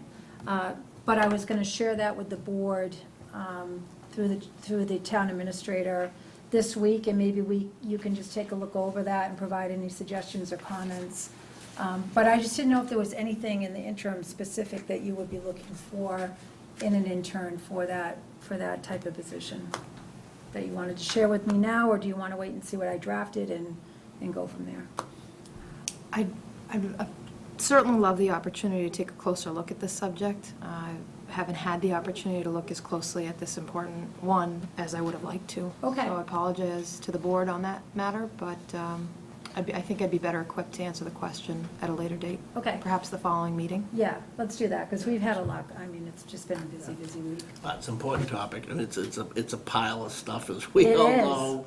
Chuck and I Right. took a whack at it, you've taken a whack at it, and it needs somebody who's, Can devote the time. yeah. I We just- mean, getting rid of redundancies, sorting things so that they're, of some value to anybody looking for stuff. There's a lot of different things that can be done. Right, and like you talked about, reorganizing it. Right, the as a things that whole. apply to us, the things that are internal between departments, the stuff that's there for the public, there's different ways to organize it. Okay. Well, the redundancies are one thing, like if it says one thing there and it says the same thing on the, okay, fine, that's Discrepancies are the inefficient. problem. It's the discrepancies Right, where right. one says go left, the other says go right, Right. you know? Yeah, exactly. Okay, so we'll do that. I'll, I still think we hired Darrell Baker. Might not be a bad idea. At least get his guidance, appoint a committee. He's good at policy. He is good at policy. He is. so I'll circulate that job description I drafted, and you can just take a look at it, and then we'll circle back with this at our next meeting. Thank you. Does that sound good? Yeah, the only sense of urgency I'd put on is if you're looking to get a kid that's, I know, that's right. Yeah. Yeah, and soon because of the, Soon, I just figured it was summertime, so Yep. we might be looking for Yeah. an internship. Okay. okay. Item number 8 has to do with 19 Tehadawin Road, which is possible U-33 2.0. I was approached by Attorney Ansel about the possibility of our town having any interest in this land. I didn't specify to Anthony which maps to put on, so that's my fault when it came out, but hopefully you have them all now. My understanding it's in 61A. He has given me a figure of what he's looking for. He's looking for $1.1 million for the family. In the meantime, I've talked to a couple builders who have looked at it, and they gave me some opinions and whatnot, but I want to get a feel from the board if the town wants, do you think the town would have an interest, number one, and then do we send it out to get an appraisal of what we actually think it's worth, and do we go forward with it? Well, I think it definitely. I mean, I should say, this started with you when you were. Well, it just, that's. This is your fault. I was shrewd enough when Attorney Ansel approached me to say, background for this. we've got so much on our plate, could you please come back after town meeting, which he was good enough to do. But I would just say, I think there's enough frontage, enough proximity to other conservation lands as well as Long Lake and other areas that it's worth taking a good look at. But I think we probably ought to have a subcommittee, including a couple of members of ourselves, somebody from conservation, and whatever else professional help is needed to take a look at it and talk to them. Appraisals, certainly, if we're gonna get that far down the road, we certainly have to have an appraisal if we're gonna. Since Mitt's sitting right here, I mean, would we be interested in asking CPC to I'm a fund? real estate broker on it. Oh, would we be interested in asking CPC to fund the, the appraisal and any surveying and things like If that? we get to or that would point, we yeah, I not mean, I do think that? probably first steps first, let's, I don't know, I mean, that's. Who do you want to put on the subcommittee? Doesn't make any difference to me. But besides maybe 2 members of the Board of Selectmen, Yeah, somebody from Conservation Commission, I would think, I don't know. any other boards you think, or just conservation? Yeah, keep it small and use other people as you need them. Do we want somebody from Parks and Rec, maybe? I mean, I don't know if they're that using so property much of our lends open itself space. to it. Yeah, though. There's that's maybe much here true. for Park and Rec. Yeah, not so much for Park and Rec in a field context, just that they're increasingally utilizing our open space, but. I mean, I'm not opposed to anybody. I think the smaller group you have, at least for doing initial reviews, the more quicker you can get the most work done. Planning board's not somebody you think would be? Oh, perhaps, beneficial? yeah, I mean, that might not be a bad idea too. Don't wanna, I mean, look, at a minimum, those folks, but. I'd be very happy to represent the board on some small committee I'd that's be very taking a happy to have closer you look represent at us. it. So would I. Well, how about the chair and Chase? That backfired. Right now, I don't want, I just have too much right now, right? Well, you know what? Can I suggest Chase and myself then? I mean, I'm not gonna chime in on this because I work for Ron Right, Ansel, so I'm right. gonna recuse myself from this whole situation. we've got. By default. Well, I'm just gonna say, we have to chase each other, no pun intended, just on our other stuff, so since if we're gonna get together on sewer or whatever, we might as well, do this, and report back as soon as we gather some information. I know you're aware too, Joe, I guess, that the trust has given some time into reviewing the property, so they're a resource. I mean, they're not a town board, but they're a resource we would wanna touch base with too. And where do we stand with it in terms of process? If it's in and 60. Timelines? It's in 61A? I wasn't given any timeline. Okay. Yeah, I don't, nothing that far down the road was brought up You to have an date. agreement? No purchase and sale at this point? They have builders after them, Yeah. and they have had testing done, and there are lots of buildable lots in that middle white area. You're also missing a piece of land that is across the street on Harwood that is included in the offer, that it butts right up against the town forest. It is, would be part of the town forest. Excellent. That is, yes, there you go. It's a high and dry piece of land in the town forest, which is a bit of an anomaly with the water table that's been going up over there. And a piece of land that certainly the town, would benefit the town to have in that forest. The family would like to move along, and would like, there are three brothers that own it. One brother is extremely conservation-minded, Yeah, they're all out in Oregon, correct? Is that? Oregon and California.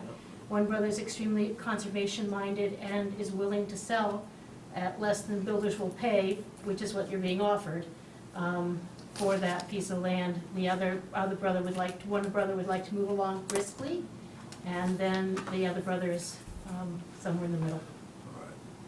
I would suggest we Question. probably want to do our due diligence first and then discuss an executive session before we, that was a pretty good start for negotiation, but it's probably farther along than we need to be. I'm sorry, I'm just throwing, I've been involved with this piece of land Yeah. now for a year and a half, and feel happy to answer any. So do you want to try to get someone from conservation, or do you want to talk to someone from conservation? We can just reach out to That's your old stomping grounds, don't you, touch base, Chase? Why don't you put Mr. Wanser on it too? as a member of CPC. Sure. Is he compromised now that the seller is recommending him for the committee? I don't know. I don't think so, because he didn't hear about it at all till he came in and I sat down, he asked me why I was here, and I said that for this piece of land. Even though I've certainly voiced my opinions on several matters, I'm sorry. I assume we haven't received formal notice of the intent to sell on this. I guess that's what I was asking about timeline and process. Don't know. I It was think a- that was submitted by Mr. Well, it was a Hanson. letter. A letter came in from Attorney Ansel anyway. Prior to it, Formal 61A, process hasn't we haven't had a formal Right. application. This is kind of the. Just like we'd like to talk type It thing. is not under agreement with anybody, it's not coming in as 61A, it's coming in as a family wanting to preserve their land for conservation. Right. We're not under, Any like a time 61A constraints, time yeah. constraint. No, exactly. it's the family wants to prioritize conservation, and they're coming that way. Why don't, And presumably, the family would be willing to grant us access to do a site walk or The something like that. family would be delighted, and with a lot of tick spray, I will happily. Right. Permethrin head to toe. well, why don't we just do some fact finding and get back? Okay. Okay. All right. Sounds good. Mr. Finley's also walked this land several times. Yeah. Does I'm not sure if this is procedurally necessary, but does the board wish to authorize the process of pursuing an appraisal at this time? I'm not sure. I think we'd be in a better position to ask the board for that in a At a couple later weeks' time. time. Yeah, let's just gather some facts, what's actually included and where things stand, and corroborate everything Cheryl just told us, all that. All right, thank you. Coming on to 9A, financial auditor's contract extension.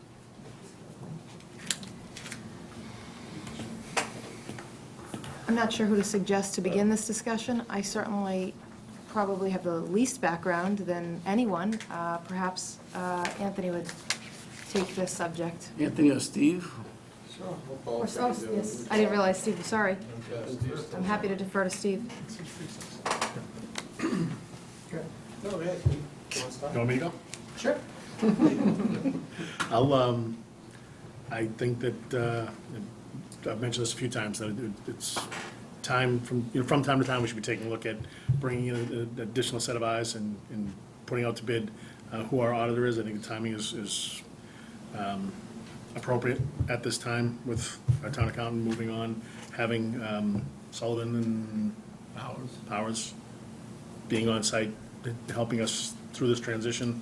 I think it just is, it's a good time for us to look at opening it up, whether it's secure Powers and Sullivan for a year's time, and then revisit this as an open bid under 30B in a year's time. But I think it's appropriate for us at this point to. 30B doesn't even apply, you're right? I don't believe it does, no. Not perfect. But I'll echo what Chuck said, Mr. Chairman. I get increasingly uncomfortable, as good as a relationship we've had with Dick Hingston and Joyce Hingston. It's just procedurally the right thing to do every few years to change your auditors for all the reasons Chuck cited, and especially with the transition we've got going on right now. The time's the right to do it, and I would also agree that since Sullivan and Powers are already helping and have helped us, they'd be the right outfit to approach. At least we're not starting a third accounting firm on a ground zero basis, but I'd be interested to hear what these folks think too. Can just make a correction, Powers and Sullivan is not here helping us, it's his relative or something. That's Just fine. Powers, if they were here, we couldn't hire them, because that Okay. would be auditing themselves. But So- they do this, they do audits. Yes, them as well as there's a number of firms that do it. Okay, all right, I apologize for making that. No, that's We- fine. we Just did- We that- did get the accountant referrals from them, right? I mean, that's, No, actually, Steve, they replied to our ad, right? Steve? Yeah, they came straight forward. It's Okay. Yeah. the brother of whichever Sullivan. Yeah, one of them. all right, I get confused on the relationship. Yeah, they just applied, when we Nonetheless. put the ad out, they said, hey, we do this, if you need somebody temporary. I remember having a conversation at the MMA conference with, what's his name? The Powers, is it, John? John Bounds? no, no. No.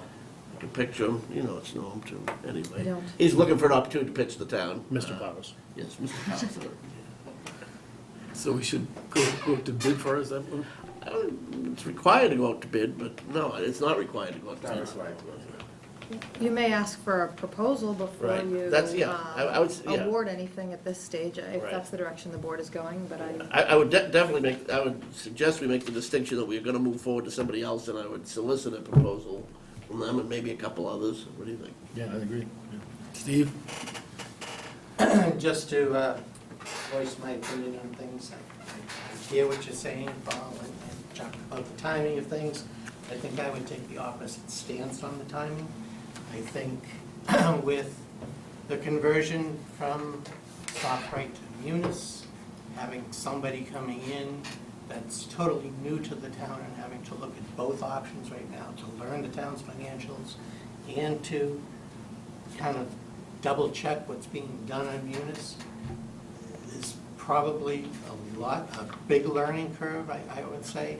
They are professionals, do their job. This is what they do. Whereas Dick would come in, he knows the town, he knows the town's financials, he knows the operations, he can concentrate on the things we want him to concentrate on, such as the Munis conversion. That's point one. Point two, it's a consolidated financial statement that the town issues. Town, light department, water department. Dick right now is doing the audit for the light department. Their financials will be consolidated into the town.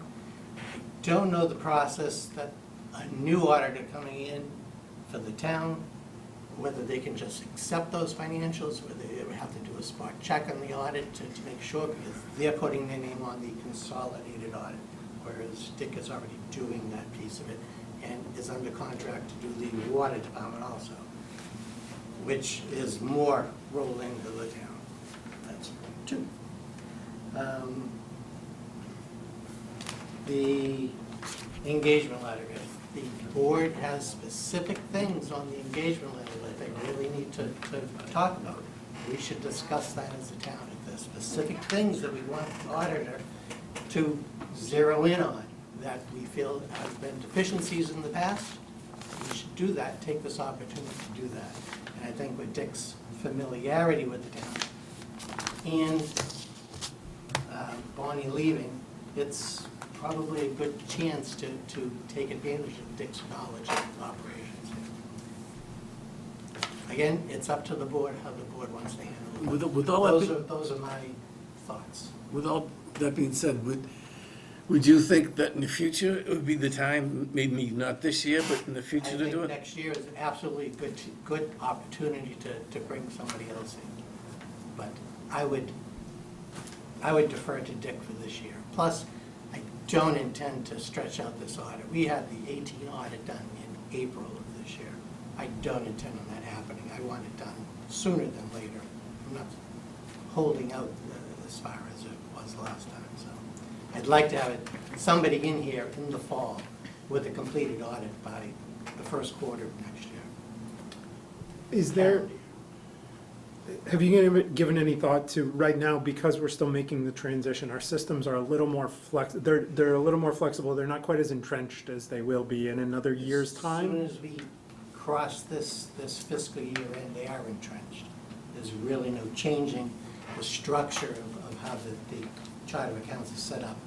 We've made a lot of changes so far with the interim auditor, interim town accountant in here, and that firm with suggestions that they've had on how to do things differently. And we've taken a lot of those suggestions and changed things that we could change. But once we close the button on the fiscal year end, there's no going back. Okay, so. And we're taking advantage of their expertise now to do those things, Jack. To do those things.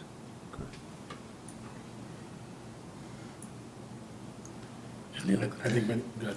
I didn't even notice until I see it here.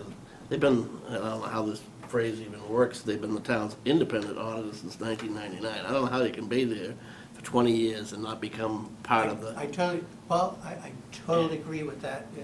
And I think every audit year we firms- bring up, I it's think time to audit firms should change, be no, not changed. this year, it's another year. 5 years, I think an audit firm should be changed.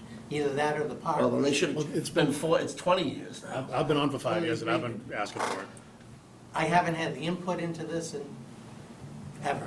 I mean, this has been between the board and the finance director. I think this is what they do, they're professionals, and I appreciate and respect your opinion, Steve, but I think that there's, the time has come. I think Dick's a great guy, I think there is some knowledge that he has about what we do in our chart of accounts, but I think that it might cost us a little bit extra upfront to have that transition, but I'd rather invest in a fresh set of eyes. 20 years looking at the same books, and we've seen some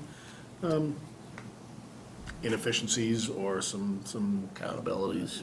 Right, and I think that, I think now's the time. That's my opinion, and I typically, I'll trust any one of our professionals, whether it be you, Chris Stoddard, police and fire chief, administrator, but I think on this one, it's something that I personally have been asking for since I came on board 5 years ago, and I think that the time has come. My opinion. Steve, can you estimate for me the relative difference in level of effort to bring in a new auditor? Are we talking about it's going to take them 30% more time, do you think? I mean, I'm not going to hold you to this, but I want a rough understanding. It's going to take them twice as much time, 3 times as much time, or just a little more time? I think there has to be a level of comfort that they arrive at. Number one, learning the players. Number two, learning the structure of the town, delving into the general ledger and how it's set up. And yeah, sure, I'd say 20, 30% more. Just as a thought, we don't know right now any of these firms, when they could take us on. A lot of them book out their audits well in advance. So just as a thought, maybe we could go out and get proposals from these firms, including when they can do our audit, maybe even include Dick as well. And then the board could take a more measured approach. Yeah, another measured approach at looking at this, because maybe at that point, you may want to stick with Dick if they say, well, we can't deal with you until next April. And these are the dollar amounts. I certainly can work with Steve, we can put together the criteria, send it out to these firms, and we'll have some proposals in, just as a thought. That's a logical approach. Yeah, I just worry if we include the people that have been working for us for 20 years, how serious are other firms going to look at that as being a serious opportunity to bid for services? We're certainly not going to share who we're sending it to. We're just going to send it out and ask for a quote within a week's time. Well, I certainly want to do that, and I would, but I don't expect it's going to change my opinion on the need to change, but certainly looking to see some alternative. Could you do that for us? Certainly, we'll put it on the 24th. Thank you. Well, I mean, we haven't heard from everybody. I mean, is that a consensus or what? I'm hesitant to run contrary to Steve's opinion here. Let's see what the timing looks like. I take that pretty seriously when Steve says, nope, this is the worst time. But I'm also receptive to the fact that it's been a bad time for a long time, and maybe there's no good time. So let's see what the schedule looks like, and that may sway my opinion one way or the other.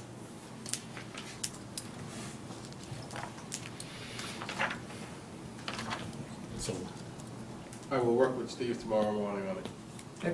Okay, all right. Right. Okay, 9B, May 6, 2019, town meeting recap, follow-up, fixed home rule petition. Yeah, requested by you, yeah. Yeah. So this is part of the home rule petition. We have to submit a letter, which is in your package, and then a plain language explanation as to what this means for the legislature. So if this is acceptable to the board, then we get that letter signed, the select board sign off on that home rule petition. Then I could go meet with the senator or the representative to have them carry the torch for us, unless the board member wants to do it, or in conjunction with what the state house, however you want to do it. And to be clear, this authorizes the sewer district, not the location of the facility That's or correct. any of those other details. It's Just our simply the Just our district. sewer, and it makes the board of selectmen right now the sewer commissioner. And just by, you know, if say by some chance you wanted to turn this over, say the water department down the road, it would just take another amended town meeting vote to just switch commissioners, you know, if that was the case. You know what we could do? Is we could work into the financial model a stipend for the sewer commissioners. Chuck's with me. I want to be a commissioner. What a grand idea, I think. All right, Always thinking, Chase. So I was looking, believe if you got the opportunity, did that look okay to you, that draft? Yeah, I'm looking at it again, I read it over the weekend, and nothing caught my eye. I was perfectly fine with it. I mean, I thought it was as plain language as this lends itself to. Yeah, I mean, at some point, it's all legal gobbledygook. Right. We did manage to get the amendment that was made, and that's in this language? Yes. Yeah.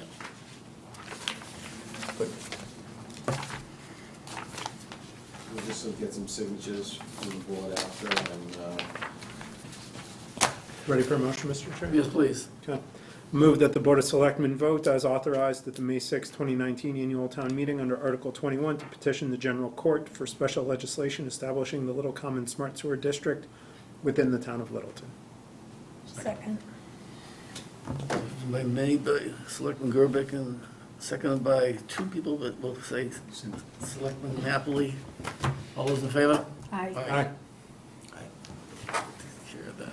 Employee evaluations, this is through you also, Anthony, I guess. yeah, so just as procedure, at the end of every year, the Board of Selectmen usually assigns two people to do the evaluation for the police chief, fire chief, and the town administrator. Where, you know, I was the interim town administrator, I think Selectman Glavy brought it up that maybe the board should review myself in that position. And, you know, being new, I think that might be able to throw a buy on that, but, so that's why that's there if the board wants to select. Yeah, and I think we actually we missed a year in all we didn't do it last year with everything going on, so, I mean, I'm remembering in my own mind, so I know I did Chief Wodzinski a couple of years ago, I don't think we did any last year. Chuck and I did Chief Wodzinski. Last year? You and I did, We met with Matt King. Oh, that's what it was, I had Keith left, so it didn't make any sense, that's why I didn't do any, yeah, I'm sorry about that, yeah. so we're going to do this tonight and just, Yeah, we can make the assignments here. I don't really care who I I get. thought there was somebody to do PD, I did FD last year. I'll do PD with you. Cindy and I? Yeah. All right. I've already done the fire chief recently. Somebody want to do Anthony with me? Work him over? I will. Okay, cool. What does that leave? That leaves me and You and- Chief Wodzinski, I guess. Right? Yep. Two of us? Somebody want to do double duty? I'll jump over there. Chair. I like the chair. He gets the extra bucks for being chair. Loves to volunteer you, Joe, huh? Yeah, and I already did some other thing, doing something. Turnabout's fair play. The electric That's right. department. You want any, want me in, want Cindy in? You can go. Chase, you and I? Cool, I like it. Cindy, you and I have police chief, Chase Yep. and I have fire chief. Yep. Okay, number 10, minutes approval. But before we do that, when do we do the turning goals? 17th, right? 17th. 18th? Yeah, I got a week, that's what I know. Yeah, they're due, I thought they were due the 15th, maybe 17th. I think it's the 17th. Okay. I Yeah, picked 17th. 17th. They're due the 17th 's a 17th. Monday, 20th, we have the packets due to Selectmen, that's why it's a busy. Can you call the matrix? Yeah, exactly, Yeah. This is- So Tanina by the 17th. yes. Just let me know. I'll let you do it. Minutes approval, that May 20th, 2019.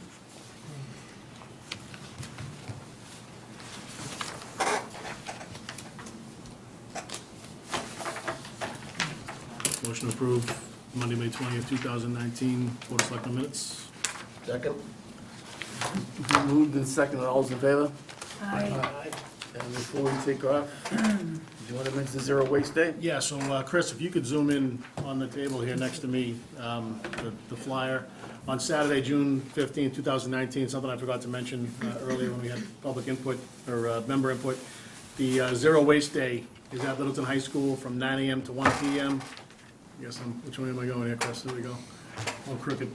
It's an opportunity for folks to bring pretty much anything you have lying around the house that you want to get rid of, and it'll be repurposed, and it's a good fundraiser for, I believe it's Sustainability Committee. So Aaron Healy and the team on the Sustainability Committee do a really nice job with that. So folks, 9 to 1, if you get some stuff lying around your house, you can bring it up to the high school and drop it off for Zero Waste Day. Thank you, Chris. Sorry, that's a red pen. Okay, I guess I'll look for a motion to adjourn. So moved. Second. Moved and second to adjourn, all those in favor? Aye. Thank you very much. See you on the 24th.